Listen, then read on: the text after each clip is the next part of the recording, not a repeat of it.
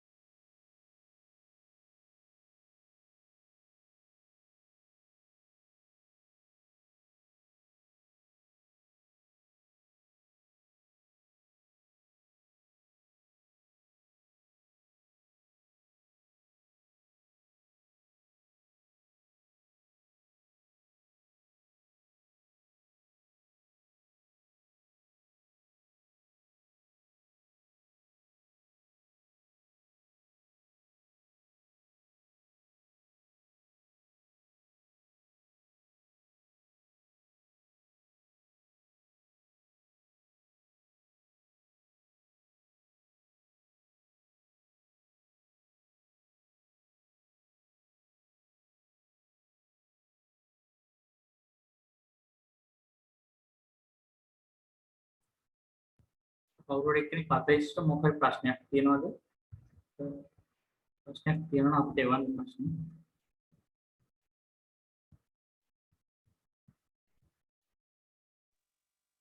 මෙතුන් මේ කෙනෙක් මගෙන් අහලා තියෙනවා මේ ලෙක්චර් එකේ රෙකෝඩඩ් වීඩියෝස් ගන්න පුළුවන්ද කියලා. ඒක අපි අර WhatsApp group එකට දානවා නේද?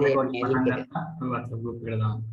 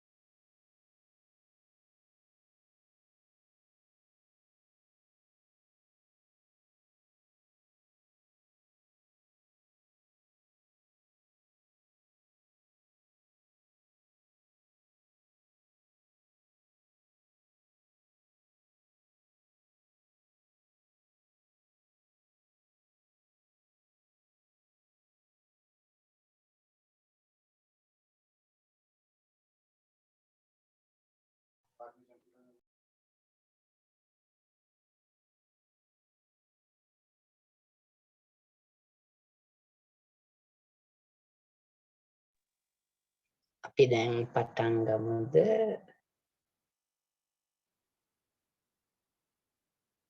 පටන් ගමු. හරි මම ස්ක්‍රීන් එක ෂෙයා කරනවා.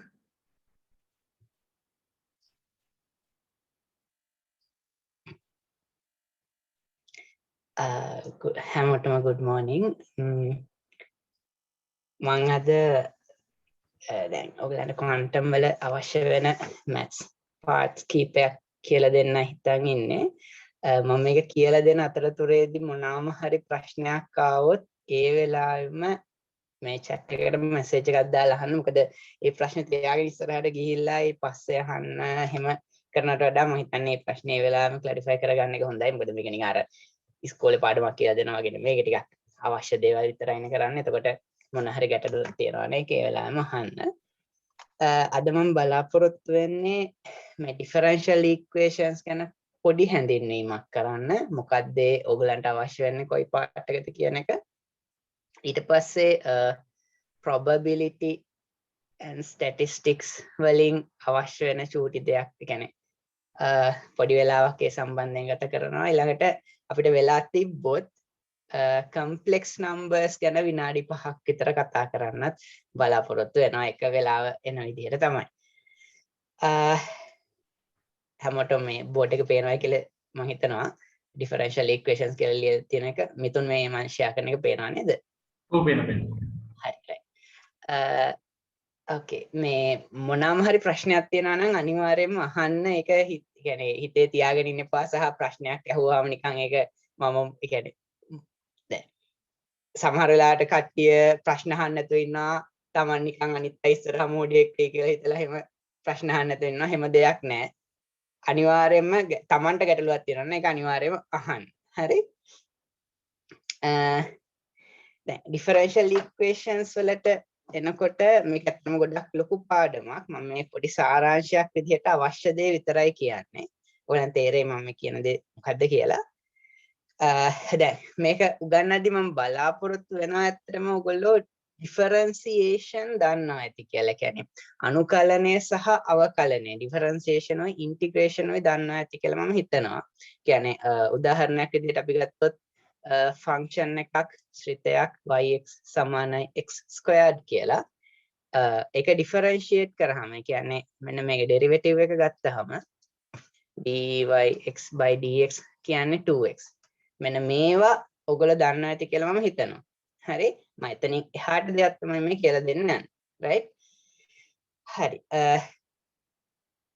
මේකෙත් පොඩි ඔයාලට ඩිෆරන්සියේෂන් කියන්නේ මොකද්ද කියන එකේ අවුලක් තියෙනවා නම් ඒකට ඕන තරම් වීඩියෝස් අරන් තියෙනවා. ඒක ලොකු ප්‍රශ්නයක් තියෙනවා නම් අපිට උනත් කියන්න අපි ඒක පස්සේ ඒක සලකා බලන්න පුළුවන්.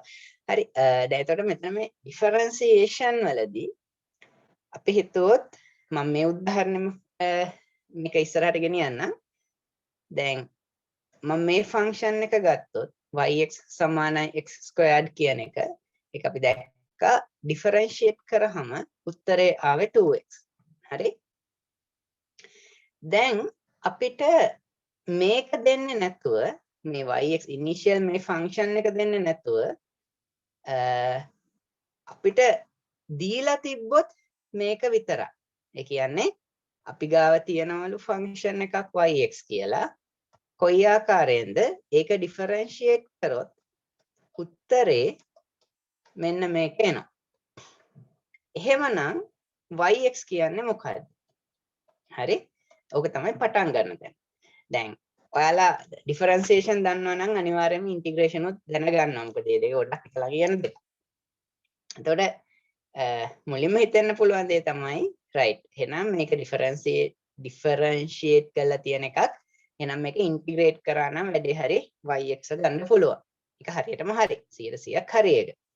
ඒ කියන්නේ අපි මේක ඉන්ටිග්‍රේට් කළොත් හරි. එතකොට yx වලට උත්තරේ විදිහට එනවා x ස්ක්වයර්ඩ් බෙදීම 2 ධන c කියලාම එකක්. හරි. ඒ කියන්නේ අපිට මේ c ට ඕන අගයක් දාලා ඒ කියන්නේ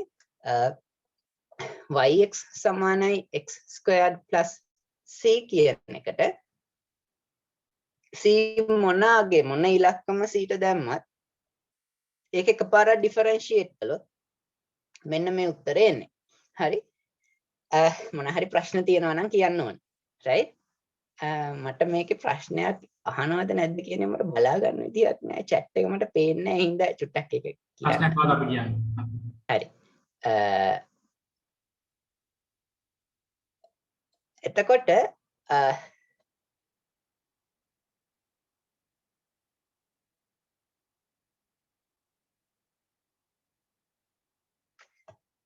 දැන්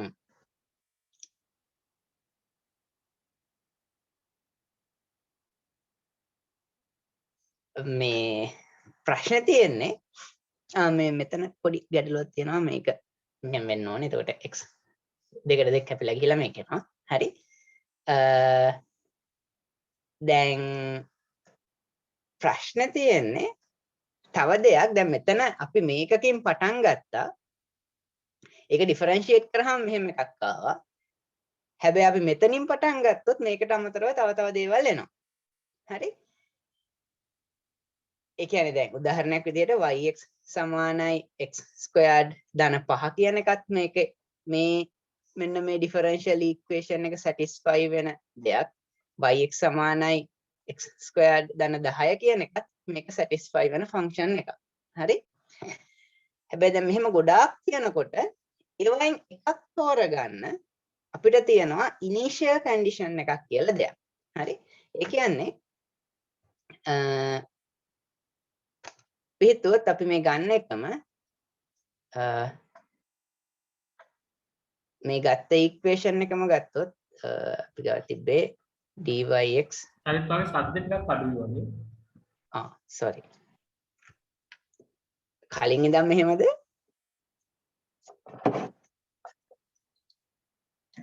මෙතන කලින් ඉඳන් මෙහෙමද නැත්නම් එකපාරට වෙච්චද? hello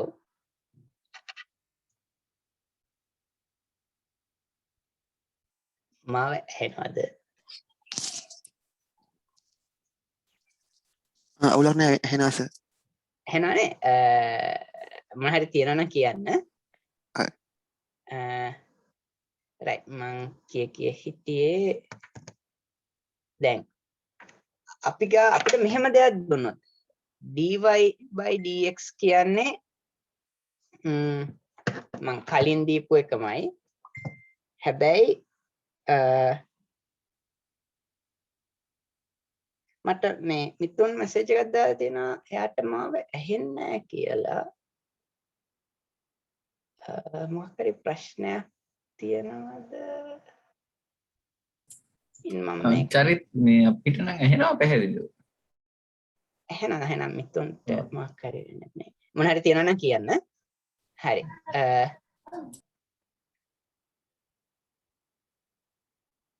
right.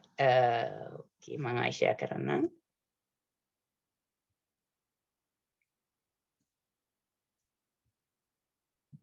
හරි. මම කියාගෙන ආව මෙන්න මේක. දැන් අපිට දීලා තිබ්බොත් ඩිෆරන්ෂියල් ඉක්වේෂන් එකක් මේකත් එක්කම මේ ඉක්වේෂන් එකත් එක්කම يعني 2x කියන එකත් එක්කම තව අමතර ඉන්ෆර්මේෂන් එකක්. ඒ කියන්නේ උදාහරණයක් විදිහට y0 සමානයි 5යි.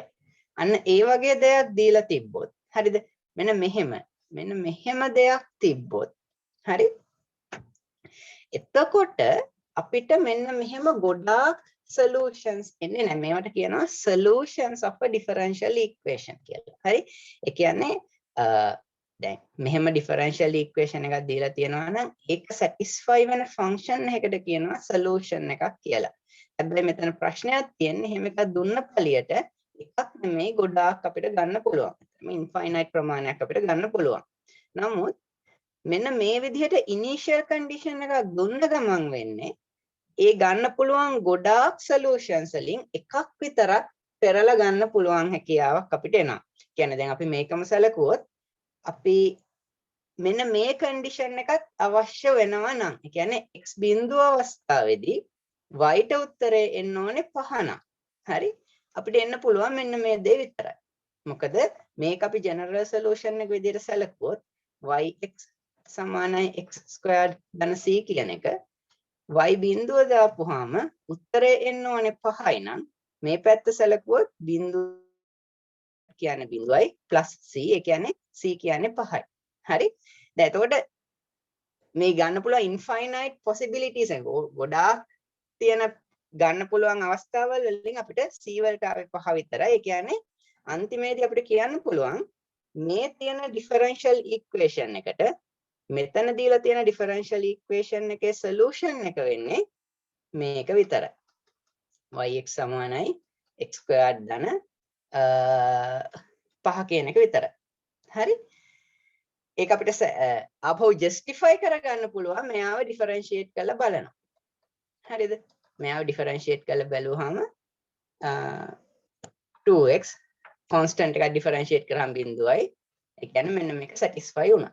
හරි. දැන් මම මෙතන තාම අවශ්‍යම දේ කිව්වේ නැහැ මෙතන. හරි. දැන් මම මේ තාක්කල් කියපු දේවල් වලින් ගන්න පුළුවන් වැදගත් දෙයක් තමයි differential equation එකක් කියන්නේ මෙන්න මෙහෙම දෙයක්. හරි. differential equation එකක් කියන්නේ මෙන්න මෙහෙම දෙයක්. ඒකට solution එකක් කියන්නේ යම්කිසි yx අගයක් කොහොමද මේ දීලා තියෙන differential equation එක satisfy වෙන්නේ. හැබැයි ප්‍රශ්නේ තියෙන්නේ differential equation එකක් විතරක් දුන්නොත් ඒකට solutions ගොඩාක් තියෙනවා. මේ අර integrate කරාම එන එක arbitrary constant එක. නමුත් ඒ එන්න පුළුවන් infinite possibilities වලින් අපිට එකක් විතරක් වෙන් කරලා ගන්න පුළුවන් chance එකක් එනවා. මෙහෙම initial condition එකක් දුන්නා. හරි. දැන් මෙතන ඒකේ ඒ කියපු දේවල් වල මොන හරි තේරෙන්නේ නැති දෙයක් තියනවද?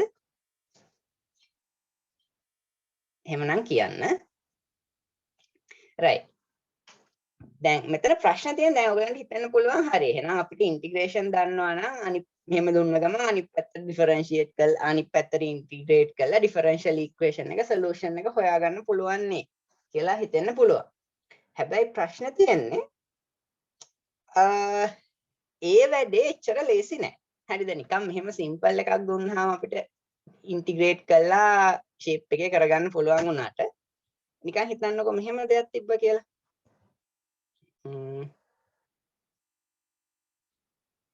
අපිට differential equation එකක් තියෙනවා මෙහෙම yx කියන එක හොයන්නලු find yx එහෙම නැත්නම් find the solution to the differential equation මෙන්න මේක dyx by dx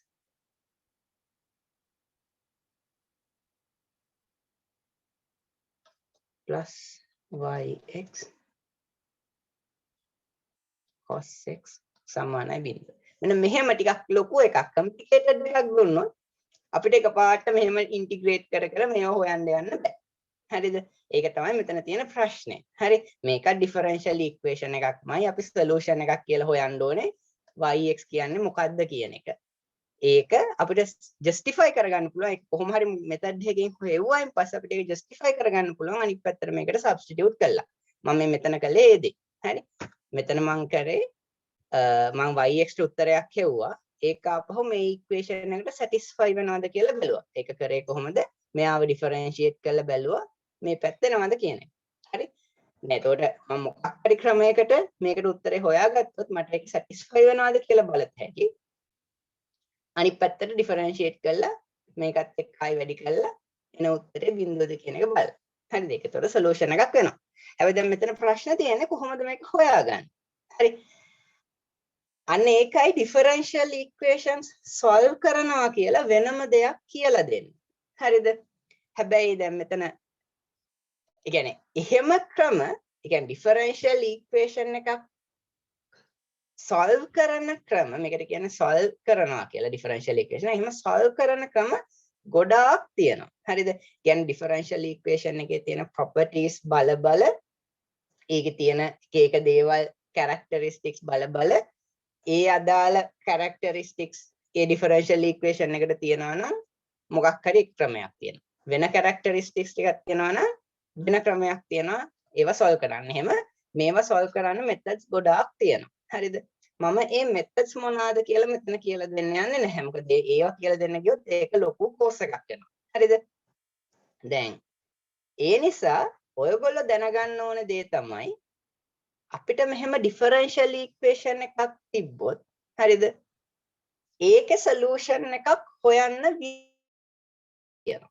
හරිද? ඒ විදිය මොකක්ද කියලා කියන්නේ නැහැ. සමහරව දන්නවා ඇති. විශේෂයෙන්ම campus physical science වගේ ගේපටේ සහ engineering මම හිතන කරනවා. ඒවා සමහරව දන්නවා. හැබැයි දන්නේ නැත්නම් ඔයගොල්ලෝ අවබෝධ කරගන්න ඕනේ තමයි differential equation එක දුන්නාම ඒකට solution එකක් හොයන ක්‍රමයක් තියෙනවා. solution එකක් කියන්නේ මොකක්ද කියන එක තේරුම් ගන්න ඕනේ. මොකක්ද කියන්නේ ඒක simple අදහසක්. solution එකක් කියන්නේ එහෙම එන එක මේකට substitute කරාම answer එක එන්න ඕනේ. තව අමතර දෙයක් තමයි differential equation එකට එක solution එකක් විතරක් නෙමෙයි. අර arbitrary constant එක හින්දා ඕන තරම් solutions ගන්න පුළුවන්. නමුත් අපිට initial condition එකක් එක differential equation එකක් දුන්නා. දැන් උදාහරණයක් විදිහට මේකට අර මං කිව්ව ක්‍රම වලින් මොකක් හරි එකක් පාවිච්චි කරලා මේ මං ඇත්තම කිව්වොත් කියන්නේ මං මේවා මෙන්ෂන් කරේ කියන්නේ ඩිස්ක්‍රයිබ් කළේ නෑ මේ මොකක් හරි ක්‍රමයක් යූස් කරලා අපිට උත්තරේ විදිහට ගන්න පුළුවන් yx සමානයි c times e to the power negative sin x කියන එක. හරිද? මේක ඩිෆරන්ෂিয়েට් කරලා මේකට දැම්මොත් උත්තරේ බිඳුව විදිහට එනවා. හරිද? ඔයගලන් ටෙස්ට් කරලා බලන්න පුළුවන්. හැබැයි දැන් මෙතන c කියන්නේ arbitrary constant එක. එතකොට මේක ඕනම c එකකට මේක හරියනවා. හැබැයි අපිට මේ differential equation එක initial condition එකක් එක්ක දුන්නොත් උදාහරණයක් විදිහට මේ differential equation with the initial condition y0 equals half මෙන්න මෙහෙම එකක් එක්ක දුන්නොත් differential equation එක ඒකට අදාළ solution එක වෙන්නේ මෙන්න මේක half e minus sin e to the power minus sin x right එතකොට මෙන්න මේක තමයි මෙයාගේ තියෙන unique solution එක right ඔයාලට ඕන නම් මේක differentiate කරලා බලන්න මේක plus yx times cos x කියන්නේ උත්තරේ බිඳුව එනවා right දැන් එතකොට අන්න ඒක තමයි දැන් තේරුම් ගන්න ඕනේ differential equation එකක් තිබ්බොත් ඒක නිකම්ම integrate කරලා simply උත්තරේ ගන්න බෑ සාමාන්‍යයෙන් දැන් ඔයාලන් තව උදාහරණයක් කිව්වොත් දැන් මේක එකපාරයින් differentiate කියලා කියන්නේ මේක first order differential equation එක කියන්නේ dy by dx විතරයි තියෙන්නේ. හැබැයි සමහර ඒවා තියෙන පුළුවන් second order ඒවා. ඒ කියන්නේ මේ විදිහේ ඒවා.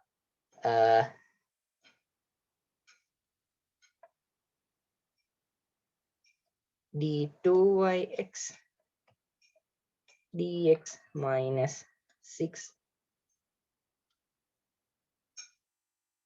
dyx by dx plus 5yx සමානයි 0 right අන්න ඒ වගේ differential equations තියෙන්න පුළුවන් මේවා මේ second order differential equations right second order කියන්නේ මේ y ගේ දෙවෙනි derivative එක වෙනකන් මේ differential equation එකේ තියෙනවා right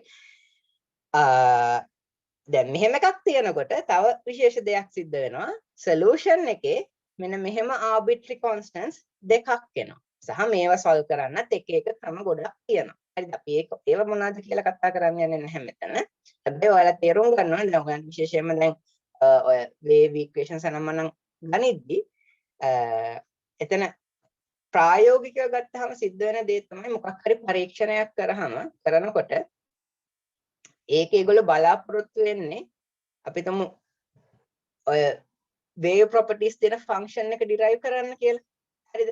සාමාන්‍යයෙන් ගොඩක් වෙලාවට experiments කරද්දී ඒ scientists ලා කරන experiments වල රටාව අනුව එයාලට ලේසි ඒගොල්ලන්ගේ experiment එක අනුව result එක විදිහට differential equation එකක් obtain කරන්න. හරිද? නිකම්ම මේකට සමානයි මොකද්ද කියනකොට එයාලට ගොඩක් වෙලාවට සිද්ධ වෙන්නේ ඒගොල්ලන්ගේ differential equation එකක් එයාලා ඒගොල්ලන්ගේ experiment එකෙන් අර උකහා ගන්නවා. හරිද? ඊට පස්සේ maths පාවිච්චි කරලා differential equation එක solve කරනවා. අනිත් එතනයි maths අවශ්‍ය වෙන්නේ. හරිද? දැන් එතකොට ගොඩක් වෙලාවට එන්නේ එහෙම differential equation එකෙන් solve කරලා ආපු උත්තරයක් තමයි ඔය wave function සනමනන් කියලා කියන්නේ. හරිද? අන්න එතකොට ඔයාලා දැනගන්න ඕනේ දේ තමයි differential equation එකෙන් solution එකක් විදිහට අපි මේක අරගෙන තියෙනවා. right? සහ මම කියාගෙන ආපු දේ තමයි මෙන්න මේක මේ second order නම් මෙහෙම arbitrary constants දෙකක් එනවා. දැන් මම හරියට මේ ගත්ත උදාහරණයට උත්තරේ විදිහට කියනවා නම් ඒක එන්නේ c1ex plus c2e5 e to the power 5x කියන එක. හරිද? මේ arbitrary constants දෙකක් තියෙනවා. එතකොට මේවා හොයාගන්න නම් අපිට initial conditions දෙකක් ඕන වෙනවා. හරිද? සමහරුන්ට මේක නිකන් Greek වගේ ඇති. එහෙනම් ගොඩාක් බරපතල මේක ඇතුළේ සිද්ධ වෙන දේ මොනවද කියලා හිතන්න යන්න එපා. මොකද මම මෙතනින් මෙතනට එන්නේ කොහොමද කියලා එක්ස්ප්ලেইন කරේ නෑනේ. ඒ නිසා ඔයාලා හරි දල අදහස ගන්න. හරිද? දැන් මේ වගේ දේවල් solve කරනවා නම් අපිට අවශ්‍ය වෙනවා මෙන්න මෙහෙම initial conditions දෙකක්. y prime කියන්නේ මොකද්ද? y0 කියන්නේ මොකද්ද කියන එක. හරිද? එතකොට මේ දෙකම use කරලා එතකොට මේ initial conditions දෙක දීලා තියෙනවා නම් y0 කියන්නේ මේකට 0 දාපුවාම ඒ කියන්නේ මේකත් 0 වෙනවා මේකත් 0 වෙනවා ඒ කියන්නේ c1 c2 මේක differentiate කරලා ඒකට 0 දාපුවාම උත්තරය එන්න ඕනේ 3යිලු හරිද ඒ කියන්නේ y prime of 0 මෙයා එකපාරක් ඩිෆරන්ෂিয়েට් කරලා ඒකට x සමානයි බිඳුව ආදේශ කරන්න ඕනේ. එතකොට එන්නේ c1 + 5c2 කියන්නේ 3යිලු. මේක 1යිලු. දැන් එතකොට මේ නිකන් simultaneous equations තියෙන්නේ. මේ දෙක solve කරලා c1 සහ c2 හොයාගන්න පුළුවන්. හරිද? දැන් මේ උදාහරණය අනුව c1 සහ c2 කියන්නේ මම මේක solve කරා එකයි. c1 කියන්නේ 3/4 c2 නෑ c1 කියන්නේ 1/4 c2 කියන්නේ 3/4. ඒතර අන්තිමේදී කියන්න පුළුවන් දේ තමයි මෙන්න මේ differential equation eකට 5y සමානයි 0 කියන differential equation eකට with the initial condition y0 equals 1 1 prime 0 equals 3 මෙන්න මේ differential equation with the initial condition මෙන්න මේ situation එකට solution එක වෙන්නේ මෙන්න මේක 1/4 ex plus 3/4 ex හරිද අන්න එහෙමයි අපි ඒක කරන්නේ හරිද දැන් මම මෙතනින් මෙතෙන්ට එන්නේ කොහොමද කියන දේ කිව්වේ නැහැ ඒක පැහැදිලිව තේරුම් ගන්න හැබැයි එහෙම methods තියෙනවා ඕගොල්ලෝ තේරුම් ගන්න ඕනේ තමයි differential equation එක solution එකක් කියලා දෙයක් තියෙනවා ඒකේ තේරුම තමයි මම අපෝ අනිත් පැත්තට මෙයා differentiate කරලා ගත්තොත් මේක එනවා. හරිද? right. සහ මේවා කියන්නේ මෙතන ඉඳන් මෙතෙන්ට එන්න ක්‍රම දැන් මේ වගේ දෙයකට නම් ලේසි. හරිද? හැබැයි මේක complicate වෙන්න ගොඩාක් අමාරු ක්‍රම වලට යන්න වෙනවා. හරිද? right. ඒක තමයි differential equation එකේ තියෙන සරල අදහස.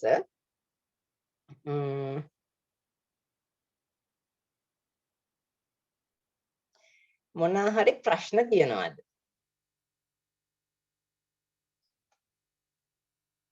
මොනවා හරි ගැටලුවක් තියෙන කෙනෙක් මං කිව්ව කිසි දෙයක් තේරෙන්නේ නැත්නම් ඒත් කියන්න මං ආයි කියන්නම් කිසි ප්‍රශ්නයක් නැහැ.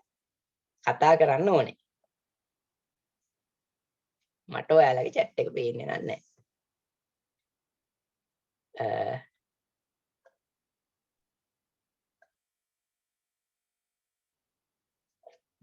මයිස් කරලා හරි මොනවා හරි ප්‍රශ්න තියෙනවා නම් අනිවාර්යෙන් කියන්න excuse me ඔව් සාමාන්‍යයෙන් ඔය differential equations ගද්දි මේ ඒකේ solution එක කියන්නේ ඒක අර මුල කියන්නේ yx හොයද්දි ගොඩක් වෙලාවට එන්නේ x වලින්ද එහෙම කියන්නත් බෑ ඒක හොඳ ප්‍රශ්නයක් ඒක ඇත්තටම අපි තෝරගන්න differential equation එක මත depend වෙනවා. තනිකරම මේක depend වෙනවා. ඒ හින්දා හැමතිස්සෙම වගේ මෙහෙම වෙනවා කියලා කියන්න අමාරුයි. හැබැයි සමහර වෙලාවට ඕගලන්ට එන situations වලට අනුව බොහෝ විට මේක ex අනුව එන්න පුළුවන්. හැබැයි ඒක නීතියක් විදිහට හිතා ගන්න එපා. හරි? පොඩ්ඩක් අර c1 c2 මේ වල තියෙන දෙක පොඩ්ඩක් හරිද බලන්න කොයි එකද? 1 c2 වලට solutions එක නේද පොඩ්ඩක් වෙන වැරදි මේ දෙක මේක ඒක චුට්ටක් චෙක් කරලා බලන්න ඔය මේ ඉලක්කම් එහාම එහා වෙලා ඇති. හරි? සාමාන්‍ය කරන්නේ මේ විදිහට. හරිද?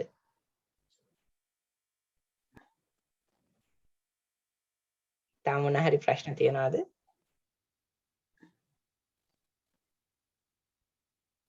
ඒ ප්‍රශ්න හොඳයි එහෙම අහන්න මොන හරි ගැටලුවක් තියෙනවා නම් අනිවාර්යෙන් අහන්න. මොකද මේ උඩින් යන හින්දා සමහර තේරෙන්නේ නැති දැන් පොඩ්ඩක් දෙතුන් පාර කිව්වම මේ පොළොවට වදිනවා. right. So තව කාට හරි මොන හරි මේ දැන් ඔය මේ එක්ස්පෙරිමන්ට් එකෙන් ගන්න ඕන ඉක්වේෂන් එක ඩිෆරන්ෂියල් ඉක්වේෂන් එක ගන්න ඕනේ. එතකොට මේ ඔය ඉනිෂියල් කන්ඩිෂන් විදිහට ගන්නේ එක්ස්පෙරිමන්ට් එකෙන් ගන්න මොනවා හරි දෙයක්ද? හොඳයි. ගොඩක් හොඳ ප්‍රශ්නයක්. හරි. දැන් එතකොට අපි මෙහෙම හිතමු. දැන් මම ක්වොන්ටම් සයිඩ් එකෙන් කතා කරන්නේ නැතුව නිකන් ජෙනරල් උදාහරණයක් විදිහට ගන්නවා. අපි හිතමු මොකක්ද? ඔව් හරි. කාර් එකක් තියෙනවා. හරිද? කොහොමද කාර් හඳින්න ටිකක් අමාරුයි. මෙහෙම කාර් එකක් තියෙනවා. හරිද? එක තැනක ඉඳන් පටන් අරන් right තව තැනකට යනවා. හරි ඒක තමයි එතන තියෙන සයන්ටිස්ලා බලන පරීක්ෂණය තමයි මේක. YX වලින් එයාලා ගන්නවා කියන්නේ R එකේ පොසිෂන් එක right කරනවා කියලා හිතනකො මම මේ සරල උදාහරණයක් කියන්නේ. හරිද? YX වලින් ගන්න එයාලගේ එක්ස්පෙරිමන්ට් එක ඇතුලේ මේ X වලින් තියෙන ටයිම් එක කියලා. හරිද? එතකොට x සමානයි බිඳුව කියන්නේ ඒගොල්ලෝ ස්ටොප් වොච් එක. එතකොට ඒ අවස්ථාවේදී ඒගොල්ලෝ වාහනේ පොසිෂන් එක දාන්නවා. එතකොට මේ පොසිෂන් එක හරිද? ඊට පස්සේ තවත් දැන් y prime දැන් මෙතන මම ගත්තා y prime. එතකොට y මෙයාව ඩිෆරන්ෂিয়েට් කරාම එයා එන්නේ velocity එක. ඒ කියන්නේ පටන් ගන්න අවස්ථාවේ ඒකම එක්ස්පෙරිමන්ට් එකක් කිව්වා. ඒකට සයන්ටිස්ට්ලා ඒගොල්ලන්ගේ පරීක්ෂණේ පටන් ගන්න අවස්ථාවේදී යාළගාව ඉන්ෆර්මේෂන් ටිකක් තියෙනවා. අන්න ඒ ටික තමයි ඒගොල්ලෝ ඉනිෂියල් කන්ඩිෂන් එකක් විදිහට පාවිච්චි කරන්නේ. ඒ කියන්නේ මම තව ටිකක් පරිපූර්ණ කියනවා නම් මේ වගේ දෙයකට හරිද මේ වගේ ඩිෆරන්ෂියල් ඉක්වේෂන් එකකට ඇත්තටම සොලියුෂන්ස් අපි ඇන්දෝ. හරිද? එතකොට එන්නේ මම නිකන් රෆ් ස්කෙච් එකක් අඳින්නේ. එන්න පුළුවන් ඔක්කොම possibilities හිතුවොත් මෙහෙම graphs ගොඩාක් එන්න පුළුවන්. හරිද? එතකොට සයන්ටිස්ලා කරන්නේ මේකට මෙහෙම graphs ගොඩාක් එන්න පුළුවන්. හැබැයි මේ අපි පටන් ගත්ත පරීක්ෂණයේ satisfy වෙන්න conditions තියෙන graph එක මොකද්ද කියලා මෙන්න මෙහෙම එයාලගේ conditions තියෙන satisfy කියන්නේ එයාලගේ conditions හරහා යන graph එක මෙන්න මෙහෙම extract කරලා ගන්නවා. ඒක කරන්නේ. එතකොට මේවට දාන්නේ හැමතිස්සෙම ඒ සයන්ටිස්ලා තමන්ගේ එක්ස්පෙරිමන්ට් එක පටන් ගනිද්දී හෝ යම්කිසි අවස්ථාවක එයාලට ප්‍රැක්ටිකලි ගන්න පුළුවන් වෙච්ච data ටික. ඒ data ටික satisfy වෙන solution එක මොකද්ද කියලා මේ ගොඩාක් වෙන තැනකින් හොයාගන්න විදිය තමයි කරන්නේ. මම ඔය අහපු ප්‍රශ්නෙට උත්තරේ දුන්නද නැත්නම් තාම මේ doubt එක තියෙනවද? හරි සර් පැහැදිලි ඒක. Okay. තාම නැත් තියෙන ගැටලු.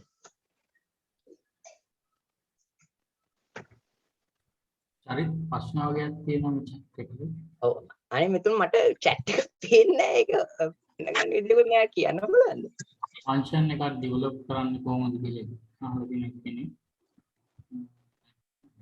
ෆන්ක්ෂන් එකක් ඩෙවලොප් පොඩ්ඩක් මම මේ ස්ක්‍රීන් ෂෙයාරින් එක පොඩ්ඩක් නවත්තලා මම බලන්න. අවුලක් නැහැ connection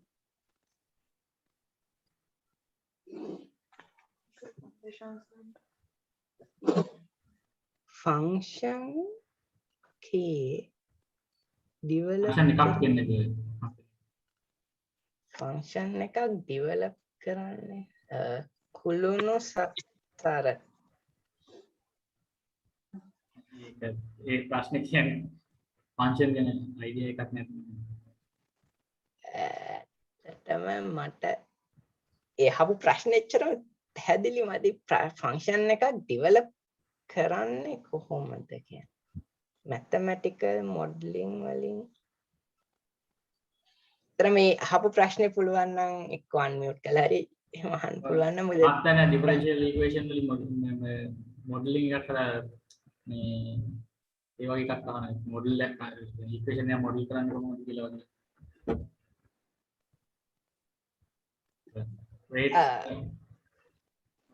රේට්ස් වල අපි ගණනක් අන්න ඒකයි දැන් මෙහෙමයි දැන් අපි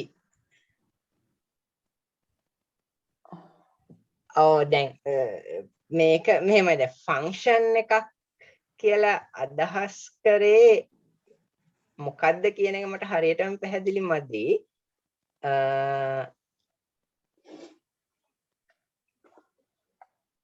හැබැයි දැන් ඕගොල්ලෝ අහන්නේ මෙන්න මේ ඩිෆරන්ෂියල් ඉක්වේෂන් එක ඩෙවලොප් කරන්නේ කොහොමද කියලා නම් ඒව කරන්නේ එක්ස්පෙරිමන්ට් එක කරලා ඒ data collect කරලා ඊට පස්සේ ඊට අනුව එක එක ක්‍රම සහ විදි තියෙනවා මේ ඩිෆරන්ෂියල් ඉක්වේෂන් එක හදාගන්න. හැබැයි අපිට පරීක්ෂණයෙන් කෙලින්ම මෙන්න මේකට උත්තරයක් ගන්න පුළුවන් නේ. ඒක තමයි හොඳම දේ. හරිද? පරීක්ෂණයෙන් කෙලින්ම මේ yx කියන්නේ මොකද්ද කියලා කෙලින්ම හොයාගන්න පුළුවන් නේ. ඒක තමයි ලේසිම වැඩේ. ඒකට මේ ඩිෆරෙන්ෂියල් ඉක්වේෂන්ස් ඕනෙම නැහැ. හරිද? හැබැයි ඒක කරන්න අමාරුයි. ඊට වඩා ලේසිම ඩිෆරෙන්ෂියල් ඉක්වේෂන්ස් හදාගන්න එක මොඩල් එකක් දිහා බලලා. හරිද? ඉතින් දැන් අනේකයි. ඒක ගැන මට 100%ක් ඔයගලන්ට අවබෝධයක් දෙන්න අමාරුයි මේ පොඩි කාලය ඇතුළතදී. හරිද? ඒතකොට ඔයාලා තේරුම් ගන්න ඕනේ දේ තමයි මොකක් හරි දෙයක් සිද්ධ වෙනවා. හරිද? අපි හිතමු ඇටම් එකක් ගන්නවා කියලා. ඒක දිහා බලලා සයන්ටිස්ලා මෙන්න මේ දේ අරගෙන තියෙනවා. හරිද? ඊට පස්සේ මැත්ස් පාවිච්චි කළා මෙතන ඉඳන් මෙතෙන්ට එනවා. හරිද? දැන් ඔයගොල්ලෝ දන්නේ නැති අපි කියලා දුන්නේ නැති දේ තමයි මෙතන ඉඳන් මෙතෙන්ට එන එක කිව්වෙත් නෑ අපි. මෙතන ඉඳන් මෙතෙන්ට එන එක කිව්වෙත් නෑ. ඒක මොකද ඒක එහෙම එකපාර කියන්න බැරි හින්දා. හරිද? ඒකයි දැන් අපි මෙතන කියලා දෙන දෙයි කියලා නොදුන්න දෙයි පටලව ගන්න එපා. ඒක හැමතිස්සෙම දැන් මේ වෙලාව විදිහට නෙමෙයි ඔයගොල්ලෝ ඉස්සරහට ඉගෙන ගන්නකොටත් හැමතිස්සෙම තේරුම් ගන්න ඕනේ කියලා දුන්න දේ මොකද්ද සහ එතන කියලා නොදුන්න දේ මොකද්ද කියන එක පැහැදිලිව අවබෝධ කරගන්න. මොකද ඔය දෙක ඔක්කොම මික්ස් කරගත්තොත් එකක්වත් මට ඔළුවට යන්නේ නැහැ. හරිද? එතකොට මේක මොඩල් කරන්නේ කොහොමද කියලා නම් මට මේ වෙලාවේදී කියන්න බෑ. ඒවට එක එක ක්‍රම තියෙනවා. ඒක පාවිච්චි කරලා මේක ඩිවෙලොප් කරනවා. ඊට පස්සේ එතන ඉඳන් මෙතෙන්ට තව ක්‍රම තියෙනවා එන්න. ඒවා පාවිච්චි කරලා මෙතෙන්ට එනවා. හරිද? ඔයගොල්ලෝ දැනගන්න ඕනේ දේ තමයි මෙන්න මේක. ඔයගලන්ට පාවිච්චි වෙනවා solution of a differential equation කියන දේ. හරිද? කියන්නේ යම් කිසි differential equation එකක් තිබ්බා එයා satisfy වෙන function එකක් තමයි මේක. පැහැදිලිද? ප්‍රශ්න තියෙනවද? දැන් තව ප්‍රශ්නයක් අහලා තියෙනවා. අපි ඒකට මේ ලෙක්චර් එක ඉවර වෙලා උත්තර දෙන්නම්. theoretically derivation එකක් කරන්නේ කොහොමද? condition ඒක අපි මේක ඉවර වෙලා උත්තර දෙන්න. right. එයා පොඩ්ඩක් එහෙම වුණොත් මේක ඉවර වෙලා ඉන්න. හරි. තව ප්‍රශ්න තියෙනවද?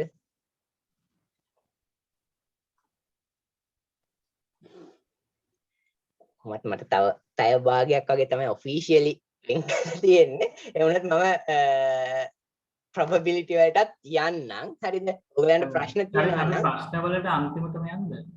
ඔව් ඒක තමයි. හරි. ඔයගලන්ට තව ප්‍රශ්න තියෙනවා නම් මේක අපි ඔෆිෂියලි 10ට ඉවර කරනවා. හැබැයි අපි කට්ටියම මෙතන ඉන්නවා. එතකොට ඔයගලන්ට පුළුවන් හැම මොන හරි ප්‍රශ්න තියෙනවා නම් ඊට පස්සේ අහන්න. හරි? එහෙනම් මම probability වලත් චුට්ටක් කියන්නම්.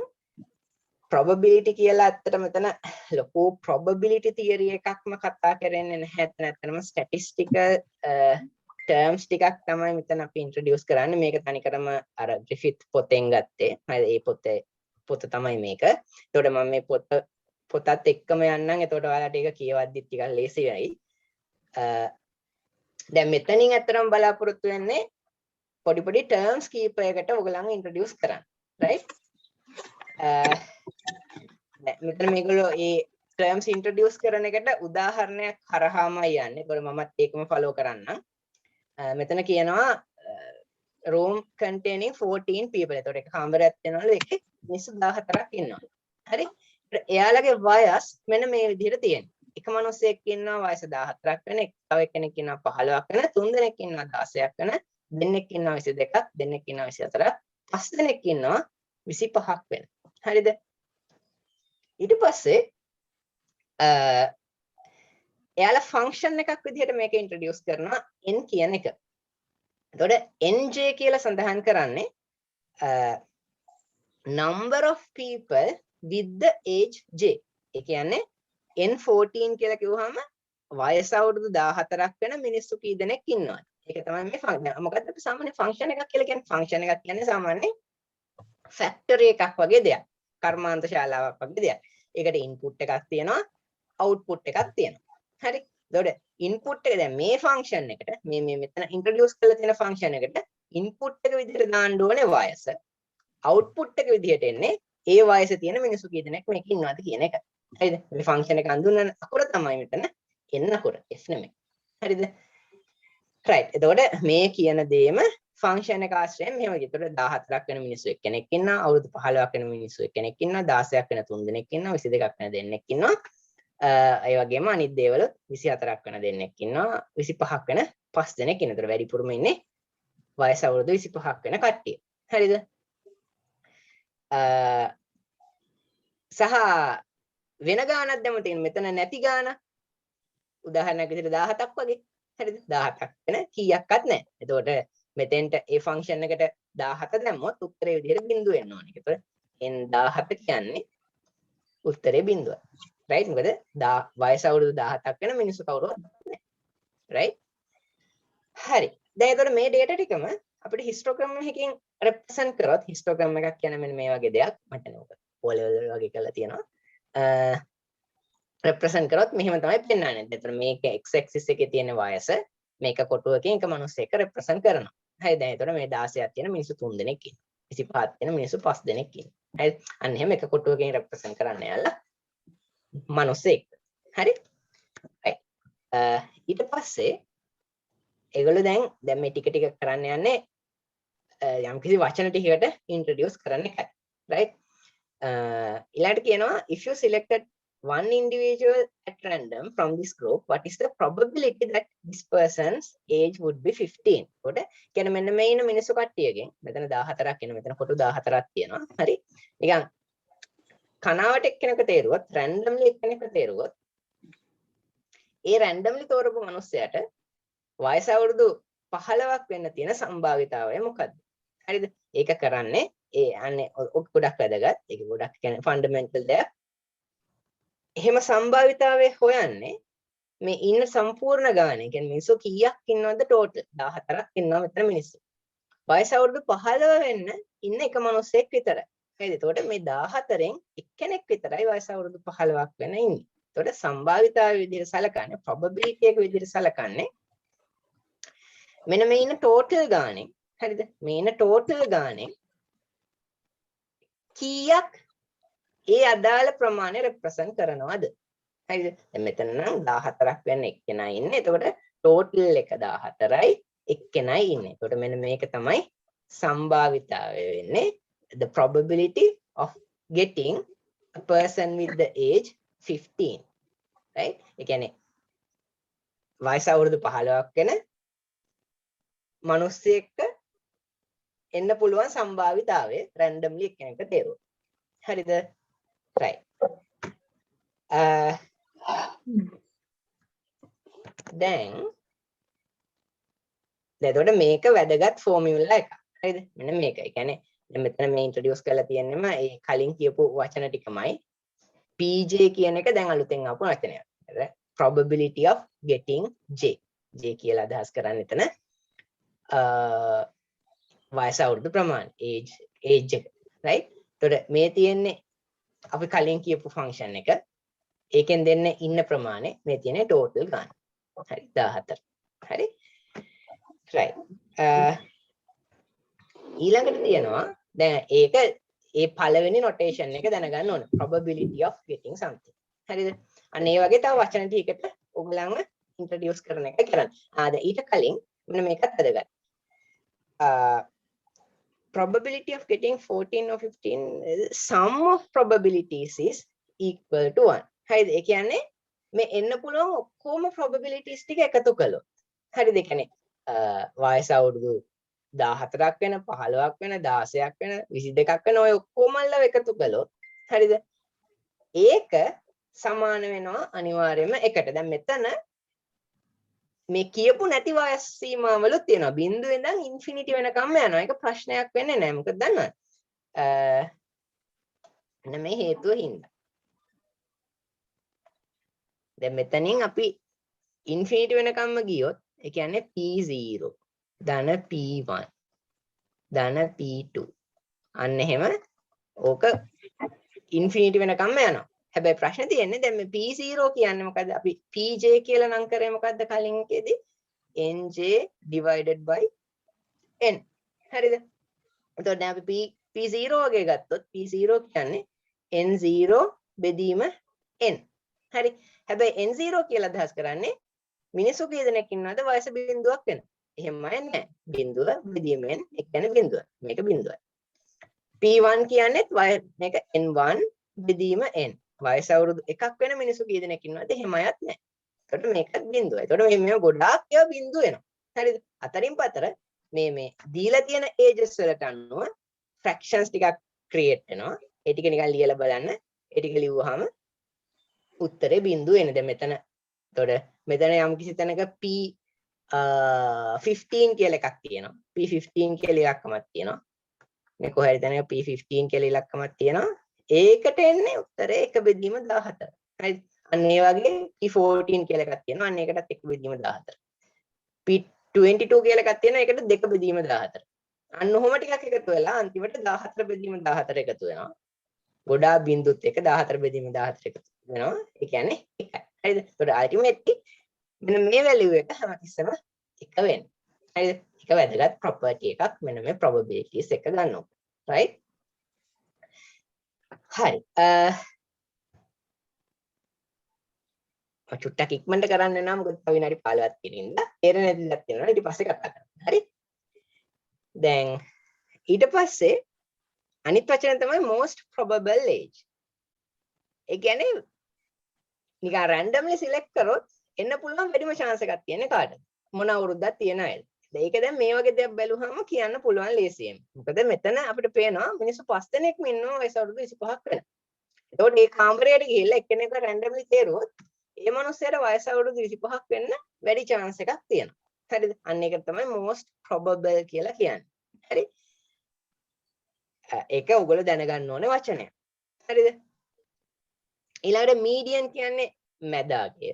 හරිද? ඊට පස්සේ average කියන්නේ ඔද mean කියලා කියන්නේ එන්න පුළුවන් මධ්‍යස්ථ. හරිද? මධ්‍යස්ථ නෙමෙයි සාමාන්‍යගේ. හරිද? average එක කියලා කියන්නේ හැමතිස්සෙම කියන්නේ එන්න පුළුවන් ඔක්කොම ගාන එයා අවශ්‍ය මේකෙන් බෙදනවා. හරිද? ඒක දැන් ඔය average හරි mean හරි කියන එක විශේෂයෙන්ම ඔයාලට තව ඉස්සරහටත් ඒ වචනේ අවශ්‍ය වෙයි. හරිද? මොකද ඒක මේ probability සහ statistical theories වලින් යන වැදගත් part එක. හරිද? එතකොට ඔයාලට වැඩි focus එකක් ගන්න වෙනවා මෙන්න මේ average කියන එකට. හරිද? average කියන්නේ ඇත්තටම දැන් මේ අවස්ථාව මේ උදාහරණය සැලකුවොත් හරිද? එතකොට එතන අවුරුදු 14ක් වෙන මිනිස්සු එක්කෙනා ඉන්නේ. හරිද? 15ක් වෙන මිනිස්සු එක්කෙනා ඉන්නේ. 16ක් වෙන මිනිස්සු 3 දෙනෙක් ඉන්නවා. හරිද? එතකොට ඒක 3ෙන් වැඩි කරනවා. හරිද? ඊට පස්සේ මේක 22ක් වෙන දෙන්නෙක් ඉන්නවා. 24ක් වෙන දෙන්නෙක් ඉන්නවා. 25ක් වෙන 5 දෙනෙක් ඉන්නවා. අන්න ඒ ටික ඔක්කොම එකතු කරලා ඉන්න මිනිස්සු 14යිනේ. ඒ 14ෙන් බෙදනවා. හරිද? දැන් එතකොට මේනවා average කියන එකට. හරිද? ඒ කියන්නේ මෙතන නිකන් ඒ කාමරය ගත්තොත් ඒ කාමරේ ඉන්න මිනිස්සුන්ගේ වයස සැලකුවොත් average 21ක් වගේ තමයි තියෙන්නේ. හැබැයි මෙතන විශේෂ දෙයක් තියෙනවා මේ 21ක් වෙන මිනිසෙක් ඇත්තටම ඉන්න අවශ්‍ය නැහැ. දැන් මේ සිටුේෂන් එකම ගත්තොත් ඇත්තටම මෙතන වයස අවුරුදු 21ක් වෙන කවුරුවත් නැහැ නේ. හරිද? අන්න ඒකයි. එතන average එක හැමතිස්සෙම මේකේ ඇත්තටම තියෙන්න අවශ්‍ය නැහැ. හරිද? ඒක ටිකක් වැදගත් දෙයක්. හරිද? එතකොට ඒක ඔලුවට ගන්න ඕන දෙයක්. සහ කොහොමද අපි මේ average එක calculate කරන්නේ? මෙන්න මේ දේම generalize කරලා මෙතන කියලා තියෙනවා. අපි use කරන notations මයි තියෙන්නේ. කලින් පෙන්නපු notations මයි තියෙන්නේ. දැන් මේ තියෙන්නේ ඔක්කොම j value එක. හරිද? මේ තියෙන්නේ age එක. මේ ඔක්කොම age එක. මෙතනින් කියන්නේ අර nj value එක. nj value එක. මොකද ඒකෙන් තමයි j කියන age එක තියෙන මිනිස්සු කී දෙනෙක් ඉන්නවද කියලා දෙන්නේ nj value එකෙන්. එතකොට මෙන්න මේවා nj values. හරිද? එතකොට nj value එක j ගෙන් වැඩි කරලා තියෙනවා මේ. j වැඩි කිරීම nj. හරිද? මෙහෙම ලියනවට nj වැඩි කිරීම j කියලා ලියනවට වඩා ලස්සනයි j වැඩි කිරීම nj කියලා ලියුවා. හරිද? හැබැයි මේවා ලියලා තියෙන්නේ මේක හැමතිස්සෙම j මේක nj. හරිද? ඒ ටික එකතු කරලා අදාළ ගානෙන් බෙදනවා. හරිද? සහ මෙන්න මේක අපි use කරන notation එක. හරිද? average එකට average of the ages කියන එකට මෙන්න මේක අර අමුතු විදිය bracket එකක් use කරලා තියෙන්නේ. ඒක වරහණක්ම නෙමෙයි. හරිද? නිකන් ත්‍රිකෝණයක් වගේ එකක්.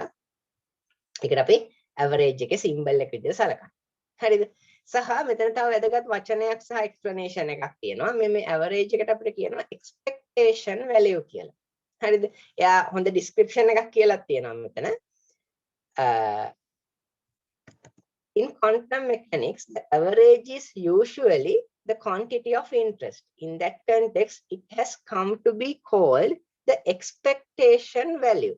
හැබැයි දැන් නිකන් expectation කිව්වහම නිකන් බලාපොරොත්තු වෙනගේ වගේ කියලා නිකන් හිතෙන්න පුළුවන්. මොකද ඉංග්‍රීසි translation එක ගත්තොත් expect කරනවා කියන්නේ අපි වැඩිපුරම බලාපොරොත්තු වෙන දේ කියලා හිතන්න පුළුවන්. හැබැයි වැඩිපුරම බලාපොරොත්තු වෙන දේ කියලා හිතුවොත් ඇත්තටම වැරදි. මොකද මේ most probable කියන එක තමයි එතන වැඩිපුරම බලාපොරොත්තු වෙන දේ. අපි මෙතන ගත්තොත් මේ situation එකම ගත්තොත් randomly මනුස්සයෙක් තේරුවා මෙයාට වැඩිපුරම chance එකක් තියෙන 25ක් වෙන. මොකද එතන වැඩිපුරම 25ක්.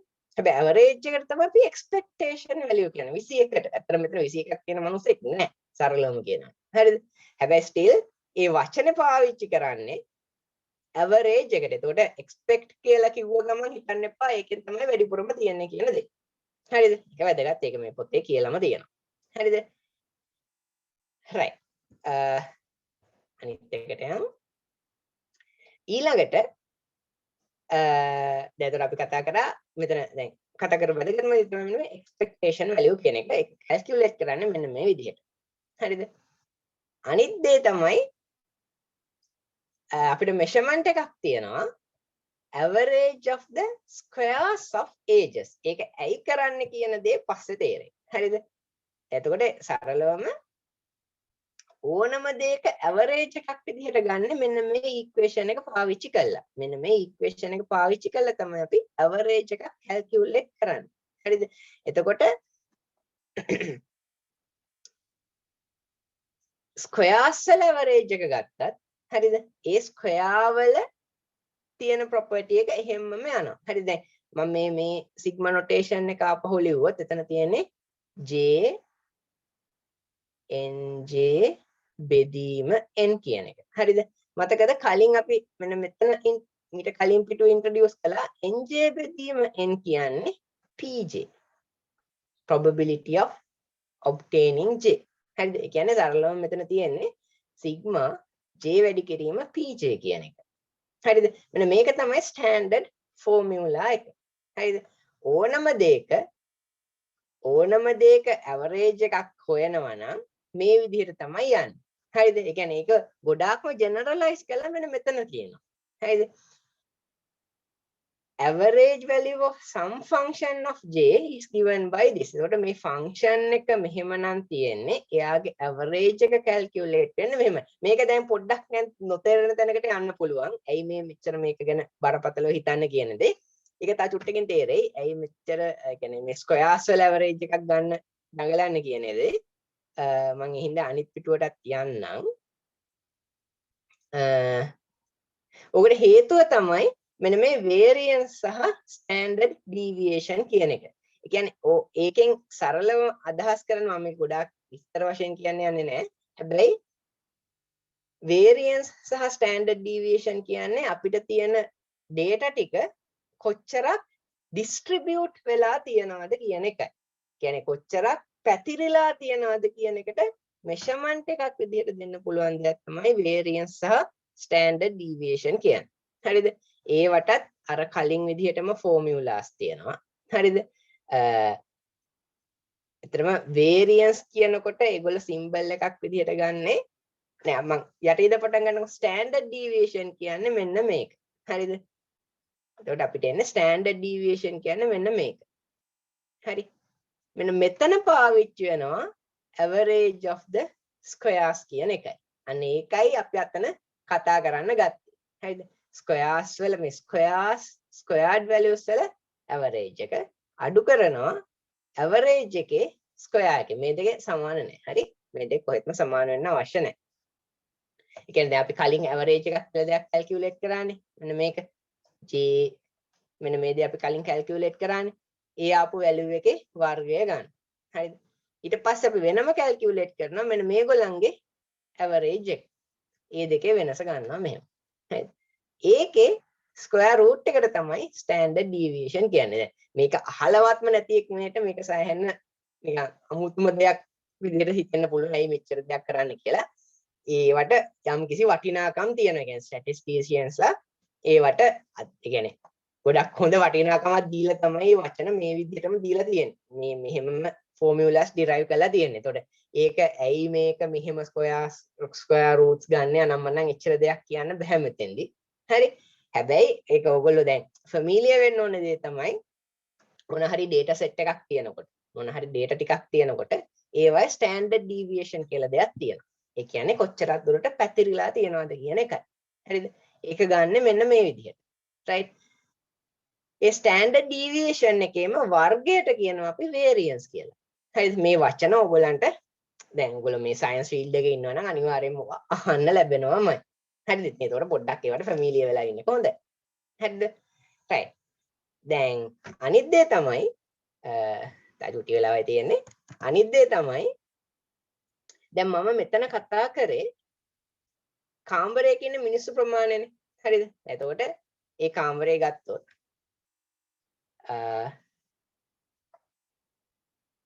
ඒ මොකක්ද මේක ගත්තොත් මිනිස්සු මෙහෙම තැන ඉන්නවා. හරිද? ඒගොල්ලන්ව මට මෙහෙම කවුන්ට් කරන්න පුළුවන්. right? ඒවට කියනවා අපි countable values කියලා. හැබැයි නිකන් හිතන්නකෝ අපි මේ කාමරේ මිනිස්සු නැතුව වතුර ටිකක් රෙවුවා කියලා. හරිද? එතකොට අපිට වතුර 1යි වතුර 2යි වතුර 3යි ගාලා කවුන්ට් කරන්න බෑනේ. හරිද? ඒවට කියනවා අපි continuous variables කියලා. මේවට කියන්නේ discrete variables. ඒ කියන්නේ වෙන් කළා අපිට එකක් ගන්න පුළුවන්. හරිද? ඒවා ඒ discrete තැන්වල එකිනෙකට වෙන් කරලා අඳුර ගන්න පුළුවන්. හැබැයි ගොඩක් වෙලාවට අපිට continuous variables එක ගනුදෙනු කරන්න වෙනවා. එතකොට අපිට එකක් විතරක් මෙහෙම කරලා ගන්න බෑ. හරිද? ඒ අවස්ථාවල් වලදී එහෙම data ටිකක් කියනකොට අපිට මේ sigma notation එක හරියන්නේ නැහැ. මොකද sigma notation එකෙන් මෙන්න මෙහෙම දෙයක් කරනකොට j equals 1 j equals 2 j equals 3 අන්න එහෙම දෙයක් කියන්න ඕනේ. කියන්නේ එකිනෙකට ගානට වෙන් කරලා ගන්න පුළුවන් හැකියාවක් තියෙන්න ඕනේ. discrete nature එකක් තියෙන්න ඕනේ. හැබැයි දැන් ඔයගලන්ටත් එන අවස්ථාවල් වලදී එහෙම discrete nature එකක් බලාපොරොත්තු වෙන්න අමාරුයි. ඒවට කියනවා අපි continuous variables කියලා. හරිද? continuous variables තියෙද්දි අර අපි කලින් කතා කරපු variance average අනම්මනම් ඔක්කොම define කරනවා. හැබැයි ඒව define කරන්නේ integration හරහා. හරිද? මොකද integration කියන්නෙම infinitely තියෙන ගොඩක් එකතු කරනවා වගේ දෙයක්. හරිද? ඒක discrete තියෙන ඕනම දෙයකට සාමාන්‍යයෙන් continuous discrete values වලට apply කරන quantity එකක් continuous variable එකට apply කරන්න ගත්ත ගමන් එතෙන්ට integration එකක් introduce වෙනවා. හරිද? ඒකට ඔයගොල්ලෝ දැනගන්න ඕන දේ තමයි අර feeling එක ගන්න. discrete සහ continuous variables අතර තියෙන වෙනස තේරුම් ගන්න. හරිද? එකිනෙකට වෙනස් කරලා ගන්න බෑ. continuous variables වල. continuous වෙච්ච ගමන් අර කලින් කතා කරපු ඔක්කොම අල්ලටම correspond වෙන integrations වලින් දෙන quantities ටිකක් තියෙනවා. හරිද? මම ඊට අග්ගලා කියන්නම්.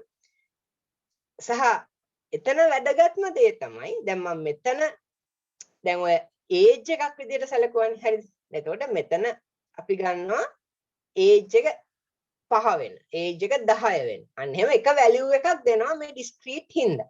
හරිද? හැබැයි variables ටික continuous වෙච්ච ගමන් අපිට අන්න එහෙම එකක් pinpoint කරලා ගන්න බෑ. අපිට හැමතිස්සෙම කරන්න පුළුවන් වෙන්නේ යම්කිසි ඉන්ටර්වල් එකක් දෙන්න පුළුවන්. අන්නේ ඉන්ටර්වල් එක ඇතුලේ කොච්චරක්ද? ඒ කියන්නේ මේ කාමරේට වතුර පෙරෙවුවා නම් ඒක නිකන් මෙන්න මේ ඒරියා එකේ කොච්චර වතුර තියෙනවද? අන්න ඒ වගේ දෙයක් තමයි කරන්නේ. හරිද? එතකොට කියන්නේ මම මේ කියන දේවල් වලින් 100%ක් මොගලන්ගේ ඔළුවට යන්නේ නැති වෙන්න පුළුවන්. හරිද? හැබැයි ඔයාලා තේරුම් ගන්න ඕන දේ තමයි variables ටික continuous වෙච්ච ගමන් අපි ඔය කතා කරපු median average අනම්මනම් දේවල් ඔක්කොම ඉදිරිපත් කරන්න වෙන්නේ integration එකක් හරහා යම්කිසි interval එකක් ඇතුළතදී. හරිද? එතකොට දැන් මම මේවා ටිකක් පෙන්නලා ඉන්නම්. formulas ටික. දැන් මෙතන තියෙන්නේ probability in between A and B. අන්න එහෙමයි කියන්නේ අපි ඒක. හරිද? දැන් කලින් එකේ කිව්වේ ඒක මම පෙන්නන්න. කලින් එකේ කිව්වේ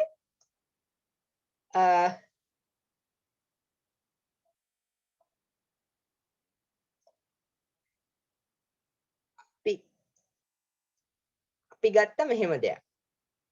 j එකේ ඉඳන් infinity pj එකයි කියලා. හරිද? හැබැයි දැන් අපි ඉන්ටිග්‍රේෂන් වලදී යන්නේ infinity වලින් ඉඳන් infinity වලට pj dx සමානයි 1යි. හරිද? මේ මෙන්න මේ විදිහට මේ අපි කලින් ඩිස්ක්‍රීට් වලදී කතා කරපු හැම quantity එකකටම අදාළව integration හරහා continuous variables වලටත් quantity එකක් අනිවාර්යයෙන්ම define වෙනවා. හරිද? හැබැයි ඒක define වෙන්නේ මෙන්න මේ විදිහට intervals වලට. හරි? සහ අන්තිම දේ කියන්නම්. එහෙම කරද්දී අපි දැන් මෙතන අර කලින් එකෙත් මෙහෙම මේ pj value එකක් define කරන්න කියන probability of obtaining something කියලා අපේ උදාහරණ විදිහට නම් nj divide by n කියන එක. හරිද? ඔන්න ඕක probability වල මේ continuous variables වලට ආපුවම මෙන්න මේ value එකට කියනවා probability density function කියලා. හරිද? අන්න ඒ probability density function එක use කරලා තමයි අපි දේවල් express කරන්නේ. හරිද? දැන් මේ මෙතන කියනවා the proportionality factor px is called the කියන්නේ ඒකට probability of getting x කියලා ඒක තමයි ඇත්තටම තේරුම. හරිද? probability of getting this value. හරිද? හැබැයි ඒක scientifically ඒගොල්ලෝ කියන්නේ probability density function කියලා. හරිද? එතකොට the probability that x lies between a and b is given by the integral. එතකොට continuous variables වලට අදාළ probability values පටන් ගන්න මෙන්න මේ තැනින්. හරිද? අපි ගාව තියෙන්න ඕනේ probability density function එකක්. ඒක තියෙනවා නම් අපි ගාව මෙන්න මේ වතුර වගේ continuous variable එකක් තියෙනකොට ඒ variable එක මෙන්න මේ points දෙක අතර තියෙන්න පුළුවන් සම්භාවිතාවය මොකද්ද? අන්න ඒකයි ලොකුම වෙනස. මේක මේ ගානටම එක තැනක් වෙන් කරලා ගන්න බෑ. අර වතුර එක වතුර දෙක කියලා ගන්න බැරි හින්දා අපි ඉන්ටර්වල් එකක් දෙනවා. ඒ ඉන්ටර්වල් එක ඇතුළේ තියෙන්න පුළුවන් probability එක මොකද්ද?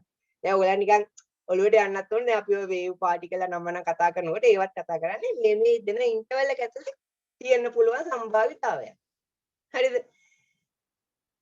අන්න එතන තමයි ඒක පටන් ගැනීම. ඒතකොට ඔයගොල්ලෝ මේක ටිකක් ෆැමිලියර් වෙන්න. හරිද? නිකන් එකපාරට probability එකක් කිව්ව ගමන් නිකන් මිනිස්සෙක් බෙදියෝ මිනිස්සු ඉන්න ගන්න වගේ දෙයක් ඔළුවට ගන්න එපා. අර continuous variables වලදී ඒ දේම represent කරලා තියෙනවා මෙහෙම. හරිද? අර අපි කලින් කතා කරපු properties ටික ඔක්කොම තියෙනවා මෙතන. මේක. ඊට පස්සේ average එක ගත්තොත් මේ තියෙන continuous variables වල average. Q average එක. හැබැයි අපි discrete තැනදී කිව්වේ මෙන්න මේ දේ. J සමානයි sigma j pj. හරිද? ඒකටම correspond වෙන මෙයාගේ එක තමයි මේක. මේ තියෙන්නේ එකේ stand ඒ කියන්නේ general එක. මේකම අපි කතා කරා discrete වලට. ඊට පස්සේ මේ standard deviation සහ variance. මේක ඇවිල්ලා variance එක. මේක square root එක ගත්තොත් standard deviation. හරිද? ඒ ඔක්කොම දේවල් තියෙනවා.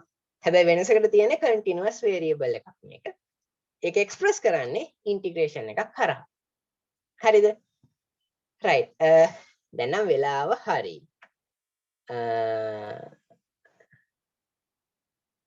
ඔව් 9 ඉඳන් 10නේ. හරි. එතකොට දැන් මට කියන්න ඕන උනේ මේ ටික තමයි. හරිද? අන්තිම වෙද්දි ටිකක් ෆාස්ට් ගියා. ඒ නිසා දැන් සරලව මේක තමයි මම සාරාංශයක් විදිහට කිව්වොත් අපි ගාව variables පැති දෙකක් තියෙනවා continuous සහ discrete කියලා. discrete වලදී අපිට මෙහෙම වෙන් කරලා ගන්න පුළුවන්. හැබැයි continuous වලදී එහෙම කරන්න බෑ. ඒ නිසා අපි මුලින්ම probability density function කියලා එකක් introduce කරනවා. ඒක පාවිච්චි කරලා probability of obtaining x in between an interval කියන දේ මෙන්න මෙතනින් තමයි පටන් ගන්නේ. හරිද? ඒක තමයි ඔයගොල්ලෝ දැනගන්න ඕනේ. තියෙන්න ඕනේ general idea එක. හරිද? එහෙම වුණොත් අපි මිතුන් අපි එතනින් officially දැනට නවත්තමුද? නවත්තලා ප්‍රශ්න වලට උත්තර දෙමුද? මොකද කියන්නේ? අපි යන ප්‍රශ්න වලට යන්නේ. හරි. අපි පස් දෙනාම ඉන්නවා. පළවෙනි ප්‍රශ්නේ මම හිතන්නේ ඉස්සෙල්ලා එක්කෙනෙක් අහලා තිබ්බා ලැබ් එකක් ඇතුලේ එක්ස්පෙරිමන්ට් එක කරලා බලන්න බැරි තියරිටිකල් එකක් මොකද කරන්න කියලා. මම හිතන්නේ ඒකට උත්තරයක් හර්ෂ දෙන්න ලෑස්තිලා ඉන්නවා. හර්ෂ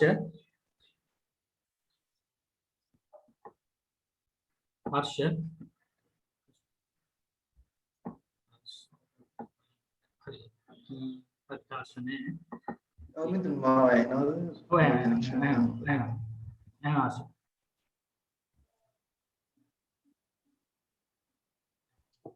ඔව් ඒ කියන්නේ ඒක මේ වගේ දෙයක් මම මේ වීඩියෝ එක නම් ඔෆ් කරන් ඉන්නේ මගේ කනෙක්ෂන් එක යවුණක් ඉඳලා මේ දැන් ඒකට මෙහෙම උත්තරයක් දෙන්න පුළුවන් ලැබ් එක කරන්න බැරි කිව්වනේ බේසිකලි දැන් අපි හිතුවොත් gravitational waves ගැන ඒක ඇල්බර්ට් අයින්ස්ටයින් ගොඩාක් කලින් theoretically develop කරලා තිබිච්ච දෙයක් ඒක හදලා තිබිච්ච දෙයක් ඒකට ඒක initial conditions එන්නේ කොහොමද කියලා අහුවොත් ඒක අපිට පුළුවන්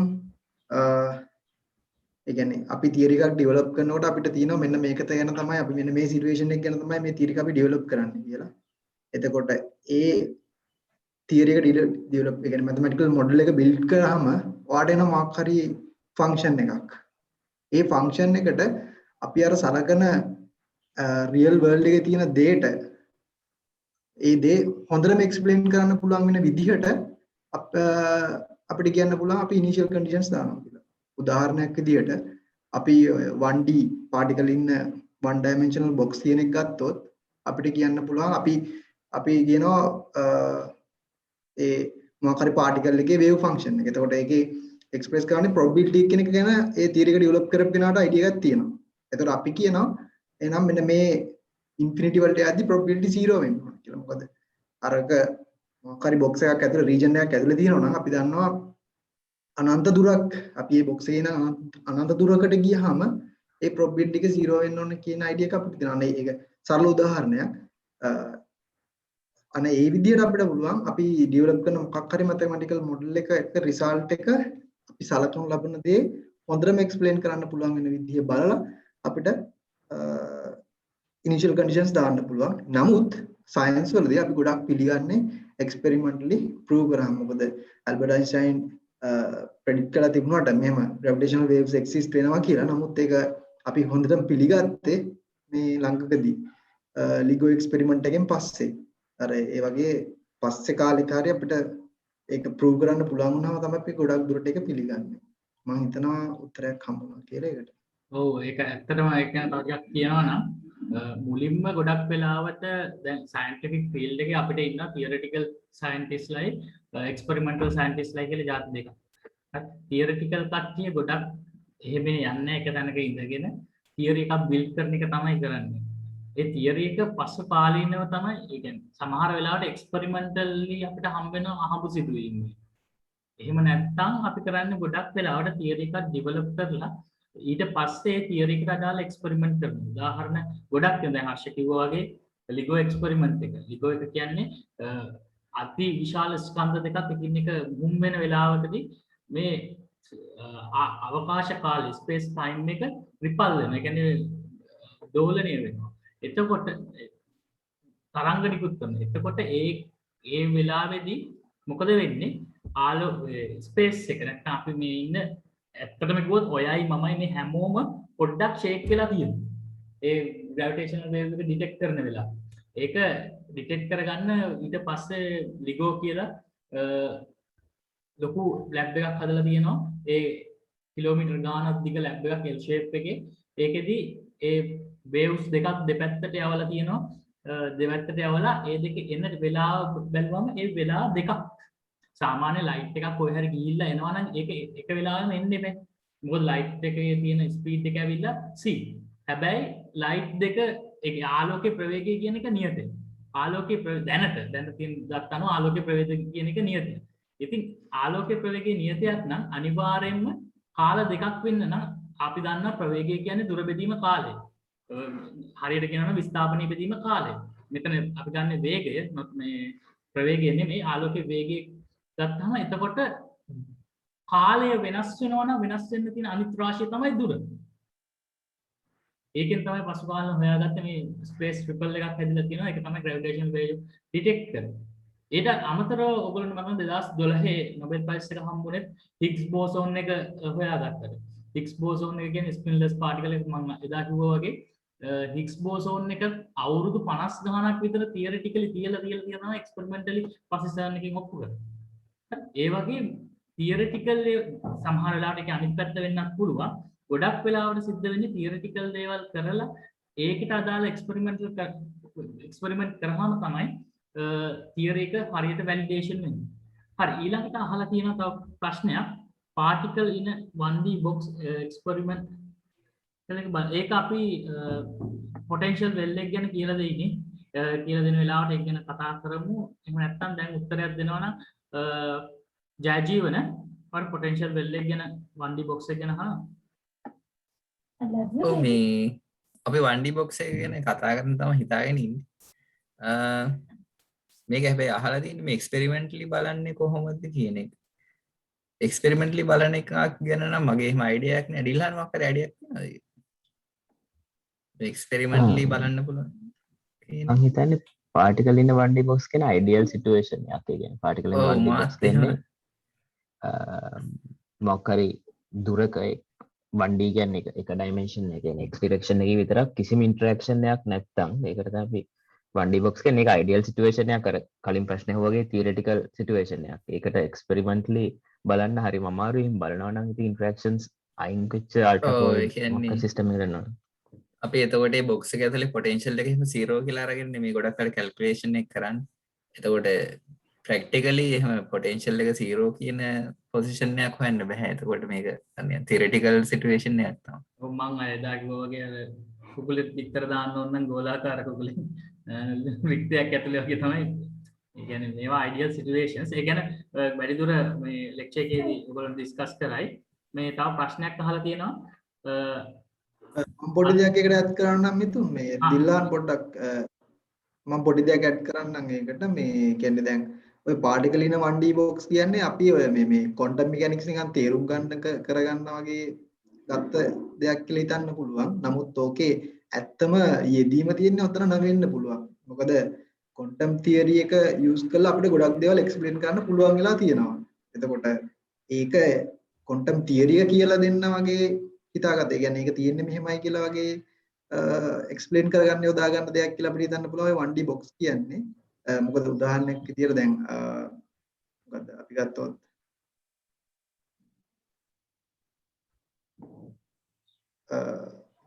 මොකද්ද කියන්නේ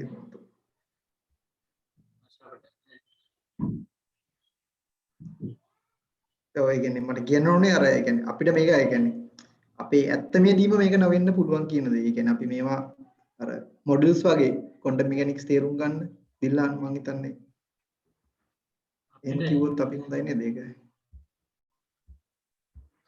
මම හිතන්නේ එහෙම කියන එක ඒක සාධාරණයි.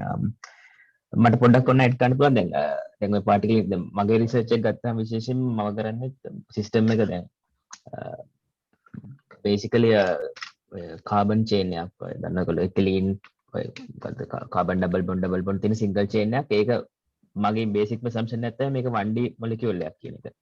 ඉතින් ඒක අර සමහරවිට මේ වගේ දැන් particle in the 1D box වගේ theories තියෙන එක අපිට පොඩ්ඩක් වෙනස් කරලා අපේ physical real life systems වලට ගන්න පුළුවන්. ඉතින් ඒ හින්දා තමයි මේ වගේ ස්ටඩි කරන්නේ කියලා. ප්‍රශ්නයක් අහලා තියෙනවා භ්‍රමණාක්ෂයක් කියන්නේ කුමක්ද? ඒකෙන් භ්‍රමණය වෙන වස්තු නිශ්චල කරලා බලන්නේ කොහොමද? මම හිතන්නේ මේක ගයිරොස්කෝප් එක ගැන අහනවා ඇත්තේ.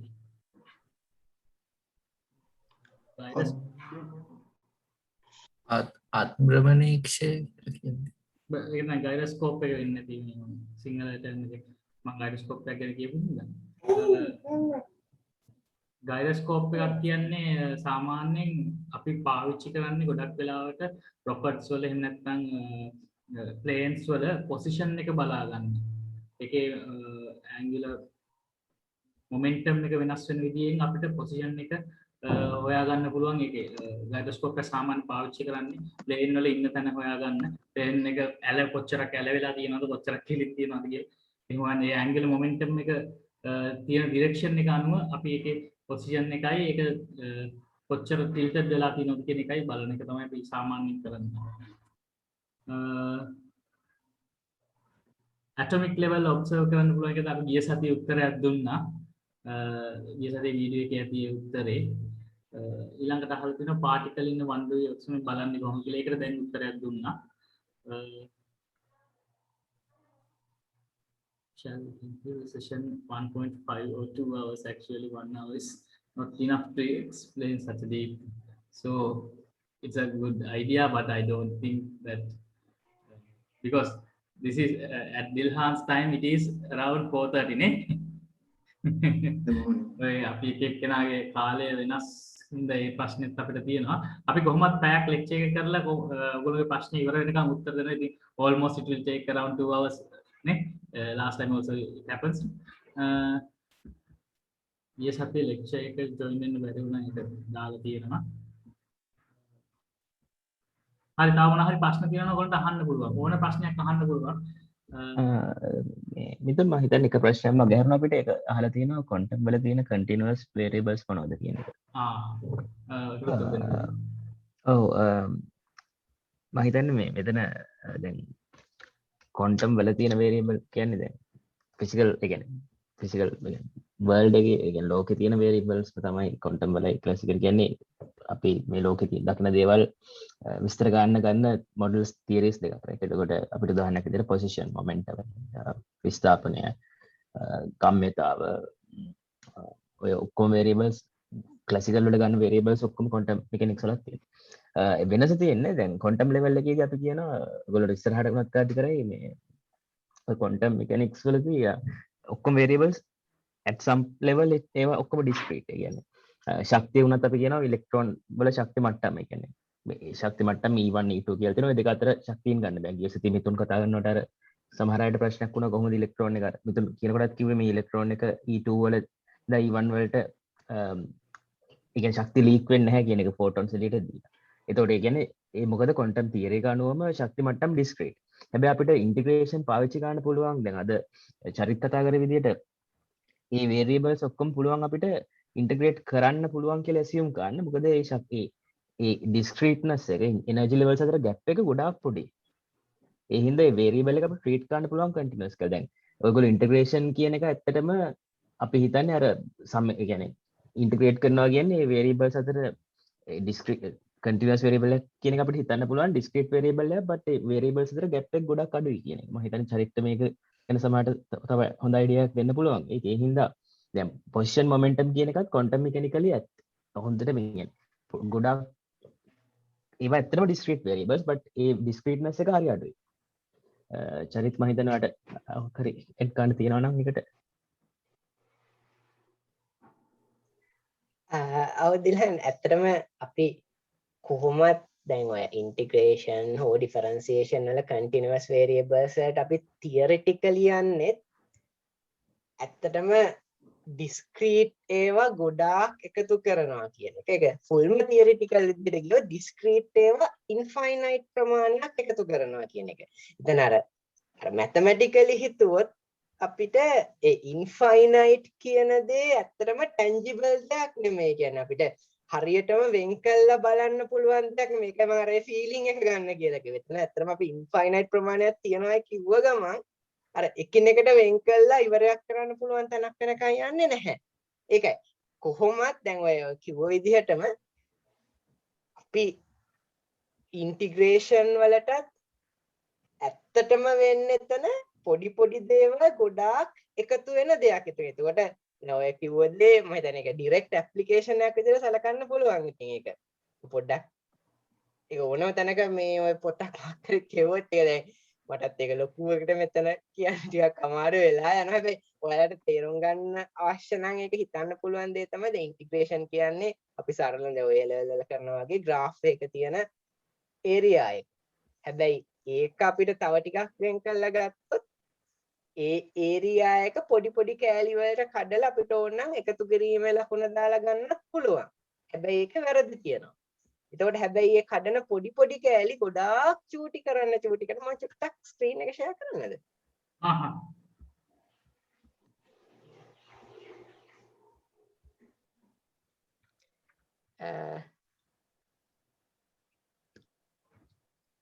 ඒ කියන්නේ දැන් අපි හිතමු දැන් අපි සාමාන්‍යයෙන් ඉන්ටිග්‍රේෂන් ඉන්ට්‍රොඩියුස් කරන එකක් නේ area under graph කියන එක. දැන් එතකොට අපි මේ දෙක අතර තියෙන area එක කියලා සලකන්නේ මේක. එතකොට මේකේ අර හරියටම හරියන ඒරියා එක ගන්න ඕන නම් මේක ෆන්ක්ෂන් එක නම් මේක a සහ b නම් අපිට ගන්න වෙනවා integral of the function in between a and b කියන එක. මේ value එක තමයි මේ මෙතනින් එන value එක අපි හිතමු 10 කියලා. මේක 100% කියන්නේ. without any error මේක හරි. හරිද? හැබැයි අපිට වෙන කරන්න පුළුවන් දෙයක් තමයි මේක චූටි කැලි වලට කඩන එක. මෙන්න මෙහෙම. කඩලා මෙන්න මේ පෙට්ටි ටික එකතු කරගෙන මේ rectangles ටික area එක එකතු කරගෙන. දැන් තියෙන්නේ discrete ඒවා ටික. හරිද? හැබැයි මෙතන error එකක් තියෙනවා. නමුත් අපි මේ කඩන rectangles ටික ගොඩාක් පොඩි කරොත් ඒ error එක ගොඩාක් අඩු වෙනවා. ඉතින් එතකොට මෙතනත් ඒත් still ඇත්තටම තියෙන පොඩි පොඩි areas ගොඩක එකතුවක්. ඒ කියන්නේ මේ අපිට sigma notation එකෙන් use කරන්න පුළුවන්. පළවෙනි rectangle එකේ area එක, දෙවෙනි rectangle එකේ area එක, තුන්වෙනි rectangle එකේ. හැබැයි මේ කඩන values ටික ගොඩාක් පොඩි. ඒ කියන්නේ මෙතන මිලියනයක් බිලියනයක් වගේ තිබ්බොත් ඒව ඇත්තටම අපිට පේන්නෙත් නෑ නේද? නිකන් කම්පියුටර් එකේ තියෙන pixels වගේ. දැන් ඔය දිල්හාන් කිව්ව විදිහටත් අර ශක්ති මට්ටම් අතර තියෙන වෙනස ගොඩාක් පොඩි නම් ඒක ඇත්තටම අපිට ටිකක් zoom out කරාම ඒක නිකන් මෙන්න මෙහෙම තියෙනවා. ඒකට ඒක ඇත්තටම continuous දෙයක් තමයි. හැබැයි ඒක ගොඩාක් ඇතුළට ඇවිල්ලා බැලුවොත් discrete. ඒක නිකන් practically ගත්තොත් ඒක වෙනසක් නෑ. ඒකයි. දිල්හාන්ට තව මොකක් හරි දෙයක් ඒකට ඇඩ් කරන්න තියනවාද? නෑ මම හිතන්නේ මට නම් ඒක මම හිතන්නේ පැහැදිලි. ඒ ප්‍රශ්නේ අහපු කෙනාට තව මොනවා හරි ඇඩ් කරන්න තියෙනවා නම් දැන් තවත් ප්‍රශ්නයක් අහලා තියෙනවා.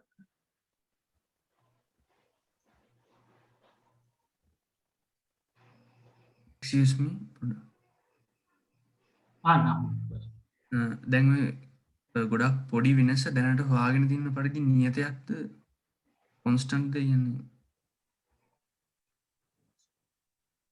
දැන් අර ශක්ති ඔය දැන් කිව්වාගේ ක්වොන්ටම් මෙකැනික්ස් වල මේ පොඩි වෙනසක් කතා කරනවානේ.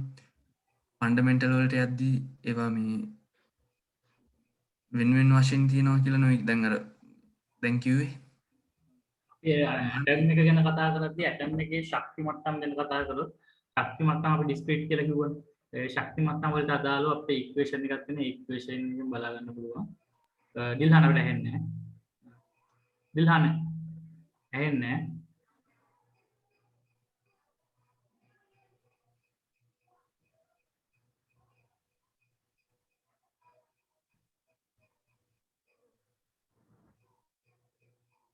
මයික් එක ඔන් මම දන්නේ මට ඇහෙන්නේ අනිත් පැත්තට කොහොමද? දිල්හාන් මම මියුට් කරලා ඉන්නේ. ඔව් මියුට් වෙලා. ඔව් දිල්හාන්ව ඇහෙන්නේ.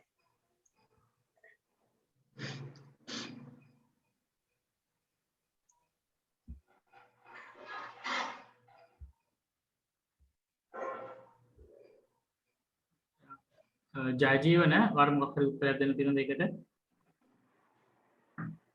මේ ප්‍රශ්නේ මොකද්ද මෙතන? ප්‍රශ්නේ පොඩ ප්‍රශ්නේ ආව අහන්න චමින්.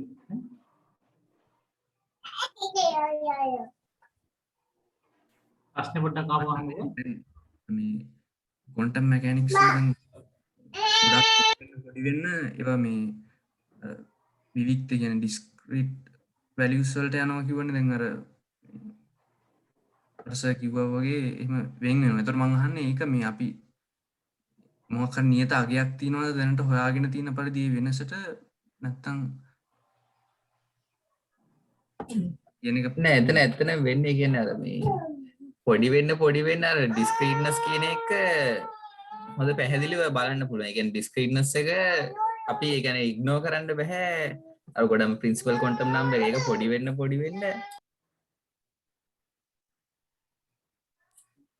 මේ පොඩි ඒ කියන්නේ ප්‍රින්සිපල් ක්වොන්ටම් නම්බර් එක අඩු වෙන්න ඩිස්ක්‍රීට්නස් කියන එක වැඩි වෙනවා. එතකොට අපිට අර ඒක ඉග්නෝර් කරන්න බෑ ඒ වගේ අවස්ථාවක් වෙනකොට.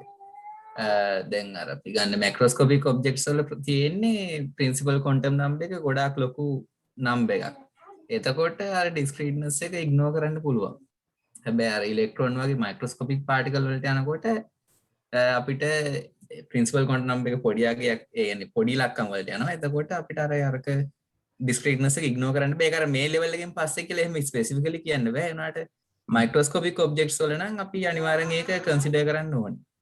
ඒතර මේ ප්ලාන්ක් කොන්ස්ටන්ට් කියලා එකක් තියෙනව නේද? ඒක මොකද්ද ඔව් ඒකට මේ ජයජීවන අපි හිතන්නේ මේ දිල්ලාන් මම හිතන්නේ ඒක මේ ඔය අන්සර්ටි ප්‍රින්සිපල් එකත් එක්ක ගොඩක් දුරට ඒක කතා කරයි ඊළඟ ලෙක්චර් එකේදී. මොකද ක්වොන්ටම් මෙකැනිකලි එතකොට අපි කියන්නේ ඔය delta x delta bx of the order of h cross. ඒ කියන්නේ reduced Planck constant එකේ. එතකොට අපිට එක හේතුවක් තමයි ඔය ක්වොන්ටම් මෙකැනික්ස් කියන ඒවා බලා ගන්න බැරිව Planck constant එකේ value එක එන්නේ 10 to the power minus 34 of the order of 10 to the power minus 34.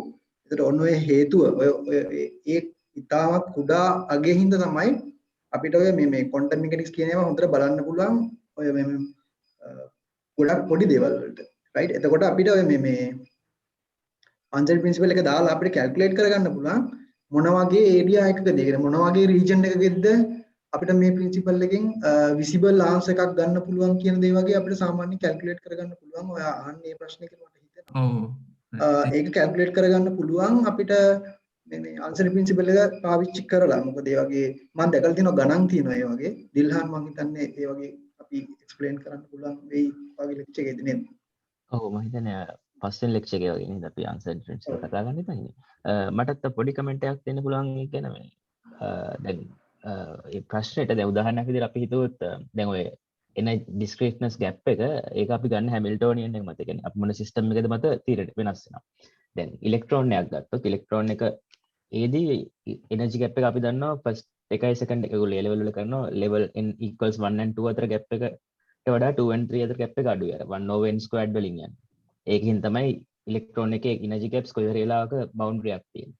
but simple harmonic oscillator එකක් ගත්තොත් එනර්ජි ගැප්ස් අතර ගැප් එක නියතයක් half h mu කියලා කියන්නේ. ඉතින් අර අපි ගන්න හැමිල්ටෝනියන් එක අනුව වෙනස් වෙනවා. but අර හැම එකේදීම ඔයා කිව්වා වගේ Planck constant එක එනර්ජි ගැප් එකේ කොහේ හරි තැනක තියෙනවා. දැන් ඊට පස්සේ හර්ෂ කිව්ව විදිහටම Planck constant එක ගොඩක් පොඩි හින්දා ඔය හැම අවස්ථාවකදීම වගේ discreteness එක ගොඩක් අඩුයි අපිට real world එකේ observe කරන්න පුළුවන් measurements එක බලනවා. ඔය කියන්නේ අපිට Planck constant එකේ value එක 10 වගේ වුණා නම් ඔයගොල්ලන්ට මේ quantum mechanics තමයි classical වගේ ඉගෙන ගන්න වෙන්නේ. අපි නිකන් එහෙම කියන්නේ. ඒක ඒ කියන්නේ Planck constant එක ගොඩක් පොඩි නිසා තමයි අර කියන පොඩි ඔබ්ජෙක්ට් වල විතරයි කියන්නේ අර ගොඩක් කන්සිඩර් يعني රීසනබල් වෙලා තියෙන්නේ. තියරිටිකලි අපිට මේ මනින්න පුළුවන් කුඩාම අගය කියලා ගන්න ප්ලෑන්ක්ස් අගය කියලා තියෙන්නේ. ඒකත් කෝඩ් එක තියෙන්නේ 10 to the power minus 34 කියලා. so ඔව් ඊළඟට අහගෙන ෂෝඩින්ගර්ගේ ඉක්වේෂන් එකේ කියන මොඩිෆිකේෂන් මොනවද කියලා. මම හිතන්නේ අහන්නේ time dependent and time independent Schrodinger equation. ඔව් ඒක තමයි. ඒ ස්ක්‍රොඩින්ජර් ඉක්වේෂන් එක ඒ කියන්නේ ඒක වෙනස් වෙන්න පුළුවන් අර පොටෙන්ෂල් එකට එන ෆන්ක්ෂන් එකත් එක්ක. ඒක අත basically time dependent time independent කියලා අපි වෙන් කරලා ඉගෙන ගන්නවා. ඊට අමතරව ස්ක්‍රොඩින්ජර් ඉක්වේෂන් එකේ එතකොට පොටෙන්ෂල් ඔපරේට් එකක් තියෙනවනේ. පොටෙන්ෂල් ඔපරේට් එක එක සිස්ටම් වලට එක විදිහට වෙනස් වෙන්න පුළුවන්. දැන් අපි කතා කරේ සිම්පල් හාමොනික් ඔසිලේටර් එකට නම් ඒක අර නිකන් half k x square එකක් වගේ. භාගයක x වර්ග වගේ ෆන්ක්ෂන් එකකින් තමයි පොටෙන්ෂල් ඔපරේට් එක හැදෙන්නේ. ඒ තව වෙනස් සිස්ටම් එකකට පොටෙන්ෂල් ෆන්ක්ෂන් එක තව වෙනස් එකක් වෙන්න පුළුවන්. එතකොට ඒක අනුව ස්ක්‍රොඩින්ජර් ඉක්වේෂන් එකේ අර ෆෝමැට් එක වෙනස් වෙනවා. ඒක ඒ අනුව තමයි සිස්ටම් එක අනුව තමයි වෙනස් වෙන්නේ.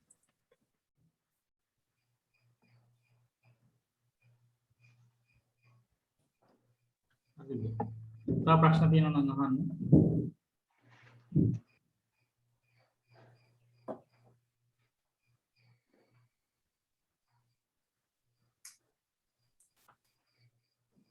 මේ අර අද්භ්‍රමීක්ෂය ගැන අහලා තියෙන ප්‍රශ්නයක් තියෙනවා. මම මතකයේ තියෙනවා මේ ෆ්‍රීකවන්සි දෙක මැච් වෙන්න ඕනේ. අද්භ්‍රමීක්ෂය කරගෙන ෆ්‍රීකවන්සි එකම අර ඔබ්ජෙක්ට් එක කරගෙන ෆ්‍රීකවන්සි එකට සමාන වුණාමනේ ඒක අරක මූව් වෙන්නේ නැහැ වගේ පේන්නේ.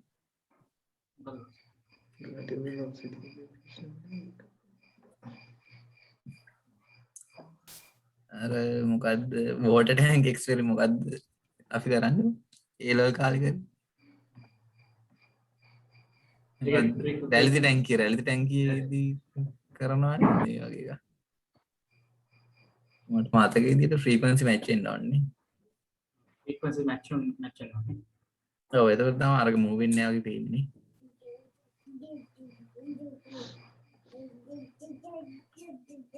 ඊළඟට තව මොනවද ප්‍රශ්න තියෙනවද?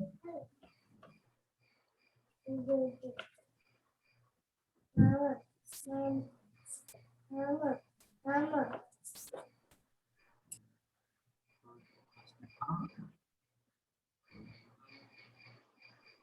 ඒ කියන්නේ ප්‍රශ්න ඉවරයි වගේ නේ. දැන් අපි අදට වැඩි නම් තවද එතනින්. තව ප්‍රශ්න මොනවද මිස් වුණාද අපිට? නෑනේ. මෙතන ඔක්කොම මිතුන් අපි නිකන් ප්‍රශ්න තියෙනවනේ අනිවාර්යෙන් අහන්න. ප්‍රශ්න වලින් නිකන් මට හිතුණා ඒ කියන්නේ දැන් quantum mechanics වල තියෙන discrete random variables එහෙම අහන හින්දා මට නිකම්ට හිතුණා ඒ කියන්නේ theory එකක් කියන්නේ ඕගොල්ලන්ට උනත් theory එකක් develop කරන්න පුළුවන්. හැබැයි ඒක real world එකේ අපි ඉතන situations වලට දැම්මහම ඒවා හරියට explain වෙනවා. දැන් උදාහරණයක් විදියට string theory කියලා එකක් theory එකක් develop කරනවා. නමුත් ඒකට කියලා වෙනමම variables එහෙම නැහැ. ඒගොල්ලෝ හදන්නේ මේ ඇත්ත අපේ එදිනෙදා වටපිටාවේ තියෙන දේවල් මොඩල් එකකින් එක්ස්ප්ලেইন කරන්න. මොකද අපි දන්නවා මැත්ස් වලින් තමයි අපිට හොඳටම එක්ස්ප්ලেইন කරන්න පුළුවන් දේවල්. එතකොට නමුත් ඒ තියරි එක තාම අපිට ඒ අදාළ ඒ කියන්නේ අපි හිතන විදිහට ඒ දේවල් එක්ස්ප්ලেইন කරන්න පුළුවන් මට්ටමකට ගෙනල්ලා නැහැ. නමුත් quantum mechanics ඒ දේවල් එක්ස්ප්ලেইন කරනවා. ඒකින්ද ඒ කියන්නේ quantum mechanics වල අමුතු දේවල් නැහැ. variable එකක් කියන්නේ කොහෙත් variable එකක්. continuous variable එක කියන්නේ කොහෙත් continuous variable එකක්. අර ඒකින්ද අර අමුතු දේවල් මේකට වෙන් වෙච්ච දේවල් තියෙනවා කියලා හිතන්න එපා. එකම දේ අපිට quantum mechanics පේන්නේ නැති දේ හේතුව තමයි අපි අර දැන් ටිකට කලින් කිව්වේ මේ Planck constant එකේ තියෙන පොඩි භාවය. අපි හිතන දේවල් ඒ කියන්නේ අපි පාවිච්චි කරන variables එතකොට ඔය mathematical concepts ඒවා ඔක්කොම මේ විදිහටම අපිට still valid. එහෙම නේද? චරිත් කියන්නේ අපි නිකන් අනිවාර්යයෙන් දුන්නොත් නිකන් ඒ කියන්නේ අමුතු දෙයක් නෙවෙයි කියලා මේක කිව්වා. ඔය ඕනම ෆිසිකල් එක්ස්පෙරිමන්ට් එක හරි ඕනම තැනකින් ඉතින් එතනින් එතෙන්ට අවශ්‍ය වෙන මැත්ස් එක ඉතින් කොයි එකත් එකයි දෙන්නේ. ඔව්. ඒක පාවිච්චි කරන ඒ ෆ්‍රේම්වර්ක් එක තමයි ඉතින් වෙනස් වෙන. තව එක්කෙනෙක් අහලා තියෙනවා මේ දැන් අපේ මේ ලෙක්චර් සීරීස් එකට අදු ගන්නපු මැත්ස් ටික ඇතිද නැත්නම් තව රිෆර් කරන්න දේවල් තියනවද කියලා. මට දිල්හාන කිව්වා කම්ප්ලෙක්ස් ටිකක් කරනවා නම් හොඳයි කියලා. චුට්ටක් මම ඒක හිතාගෙන හිටියා. හැබැයි අද කරන්න බැරි වුණා. පුළුවන් නම් කම්ප්ලෙක්ස් නම්බර්ස් සහ කම්ප්ලෙක්ස් කොන්ජුගේට් ෆන්ක්ෂන්ස් චුට්ටක් බලනවා නම් හොඳයි. තව ඕගලන්ට ඉස්සරහට කරන්න දිල්හාන් ජයජීවන හර්ෂ මොන හරි තව තියනවාද එහෙම විශේෂයෙන් කියන්න ඕන දේවල්?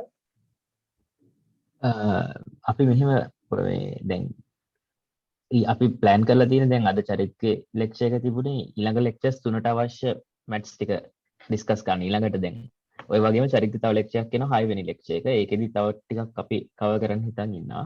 මම හිතන්නේ අයික් කට්ටියටත් මොනවා හරි ඇඩ් කරන්න තියෙනවා ඒකට. ඔව් දැන් අපේ කෝස් එකට දැන් අද අපි කරන ලෙක්චර්ස් 10ට අදාළව මේ කරන ඒවා ටික ඇති. හැබැයි වා එතනින් එහාට ඉස්සරහටත් මේ ක්වොන්ටම් ෆීල්ඩ් එකේ යන්න හිතන් ඉන්නවනම් ඉතින් දිගටම ඉගෙන ගන්න හිතන් ඉන්නවනම් cardiac complex numbers, differential equation, ආපහු second order වගේ වට ඊළඟට ඊටාමතර matrices algebra eigen values වෙන ඒවා ගැන ඒවා ටිකක් බලාගෙන තියාගත්තොත් කමක් නැහැ. ඒනට අපි අපේ course එකට අදාළ ඔක්කොම ටික මේ අපි කරනවා.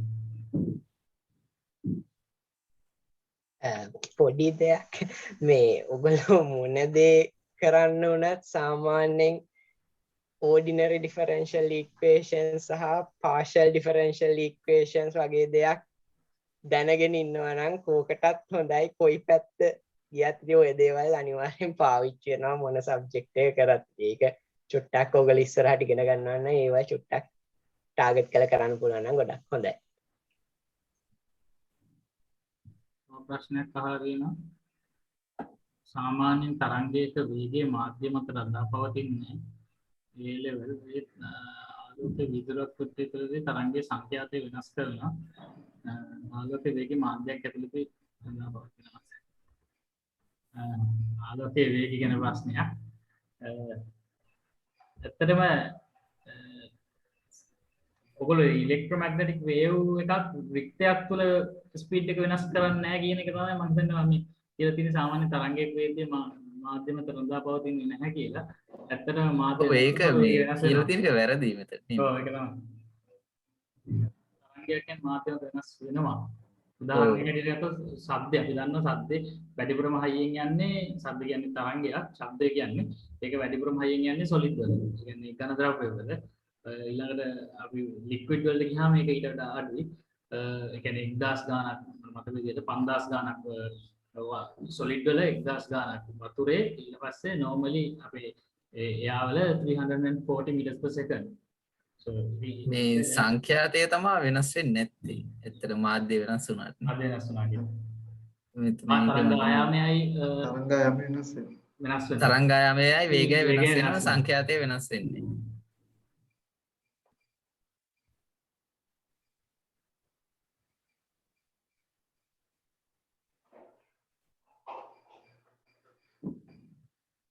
wave function shape depend වෙනවද 1D 2D 3D boxes අනුව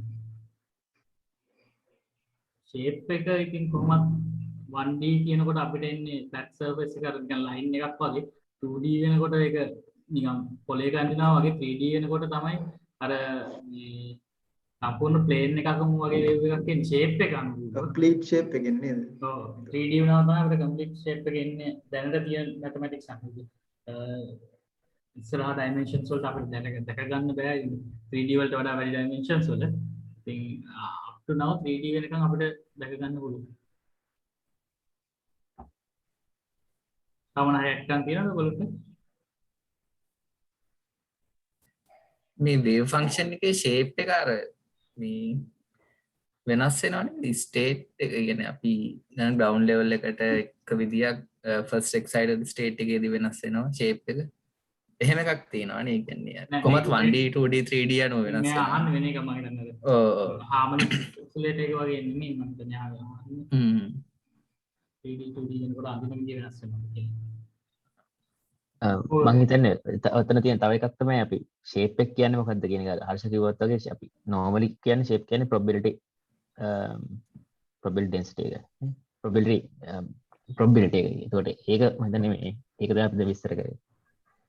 ඇත්තටම මොකක් හරි පාටිකල් එකක් නැහැ. එතන තියෙන්නේ පාටිකල් එකක් තියෙන්න පුළුවන් සම්භාවිතාවය.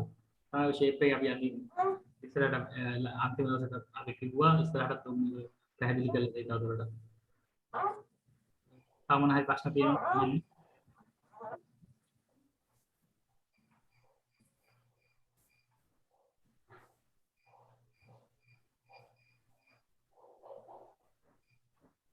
නෑ වගේනේ. මිතන් තව ප්‍රශ්නයක් තියෙනවා මේ last week recording එක ගන්න පුළුවන්ද කියලා. මම group එකේ දැම්මා recordings තව කාට හරි ඕන නම් මට message එකක් දාන්න. මම link එක එවන්නම්. ඒක කොහොමද WhatsApp group එකේ තියෙනවනේ? WhatsApp group එකේ මම දැම්මා. අපේ අලුතින් join වෙච්ච කට්ටිය ඉන්නවා නම් මට මේ message එකක් දාන්න. මම එවන්නම් recording එක. අද recording එකත් අද රෑ වෙද්දී upload කරන්න.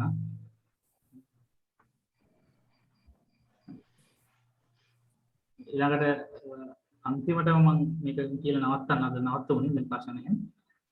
මේ ලබන සතියේ කරන එක ගැන ඩිල්හන් මම කරේ පොඩ්ඩක්. ඔව් ඒක ගැන පොඩ්ඩක් අපි කියලෙමු අපි ගිය සතියේ කිව්වනේ ඒක කියනවා. ඔව්.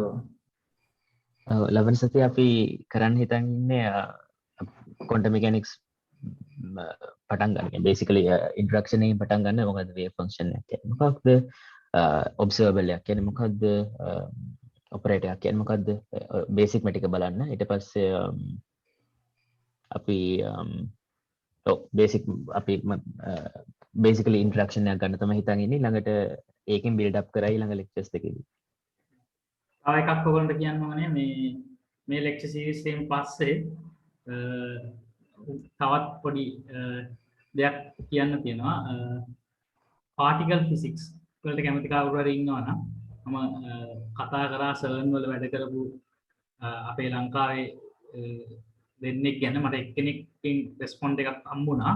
එයා කැමති කිව්වා particle physics ගැන lecture එකක් කරන්න.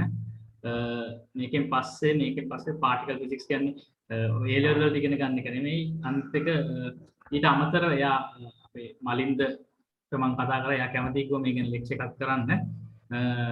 එයා කිව්වා එයාගෙන් ඔයාලට දැනගන්න පුළුවන් කවුරු හරි ජර්මන් වල තමන්ගේ උසස් අධ්‍යාපනය කියන්නේ PhD එක මාස්ටර් එකක් කරන්න වගේ කැමැත්තක් තියෙනවා නම් ඒ ලෙක්චර් එකෙන් ගොඩක් දේවල් දැනගන්න පුළුවන් වෙයි. ඊට අමතරව සර්න් එකට කවුරු හරි ගිහිල්ලා වැඩ කරන්න කැමති නම් සර්න් එකට සිලෙක්ට් වෙන ක්‍රයිටීරියා එක ස්පෙෂලි මේක වැදගත් වෙන්නේ කැම්පස් වල ඉන්න කට්ටියට.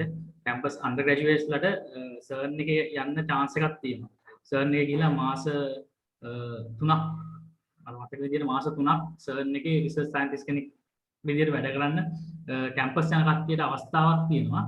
ඒක ගැනත් මලින්දගෙන් ඔයගොල්ලන්ට දැනගන්න පුළුවන් වෙයි. මම බලනවා අනිත් එක්කෙනා නිම්මිත එයාව මට තාම කන්ටැක්ට් කරගන්න බැරි වුණා. ඒ දෙන්නා කන්ටැක්ට් කරගන්න පුළුවන් වුණොත් තව ලෙක්චර්ස් සීරීස් එකක් කරන්න මේකේ පිළිබඳව පාටිකල් ෆිසික්ස් ගැන.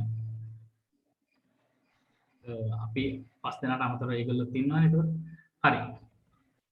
තව මොන හරි අන්ඩර් ග්‍රැජුවේට්ලා කියන්නේ ඉතින් කීවෙන ඉයර් එකද කියලා අදාළ නැහැ. ගොඩක් වෙලාවට ආෆ්ටර් තර්ඩ් ඉයර් කියන්නේ ස්පෙෂල් සිලෙක්ට් වුණාට පස්සේ තමයි ඔයගොල්ලෝ මේ chance එක ගොඩක් ලැබෙන්නේ. third year fourth year ඕ ඩිමොන්ස්ට්‍රේටර්ස් ලටත් මේක කරගන්න පුළුවන්. ඒකට හැබැයි පොඩ්ඩක් බොරු කරන්න වෙනවා. ඒත් කරන්න පුළුවන්. ඔව් බොහෝ විට third year fourth year වගේ third year fourth year තමයි අවස්ථාව හම්බෙන්නේ. ඔව් ඒතර අර qualify වෙන්න තියෙන chance එක දෙගෙන ඕන එක්කෙනෙක්ට apply කරන්න පුළුවන්. Apply කරන්න පුළුවන්. qualify වෙන්න තියෙන chance එක වැඩි student කෙනෙක් විදියට ඔයාලා special degree කරන වෙලාවට apply කරලා. ඒතර සර්ලගෙන් recommendation එක ගන්නත් ලේසි. මේ ඉක්මනට select කරලා ඒ කියන්නේ අපි ඒ lecture කරන වෙලාවට කතා කරමු.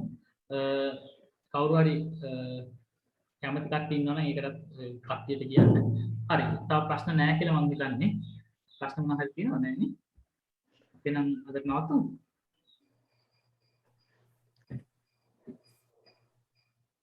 නවතුනේ.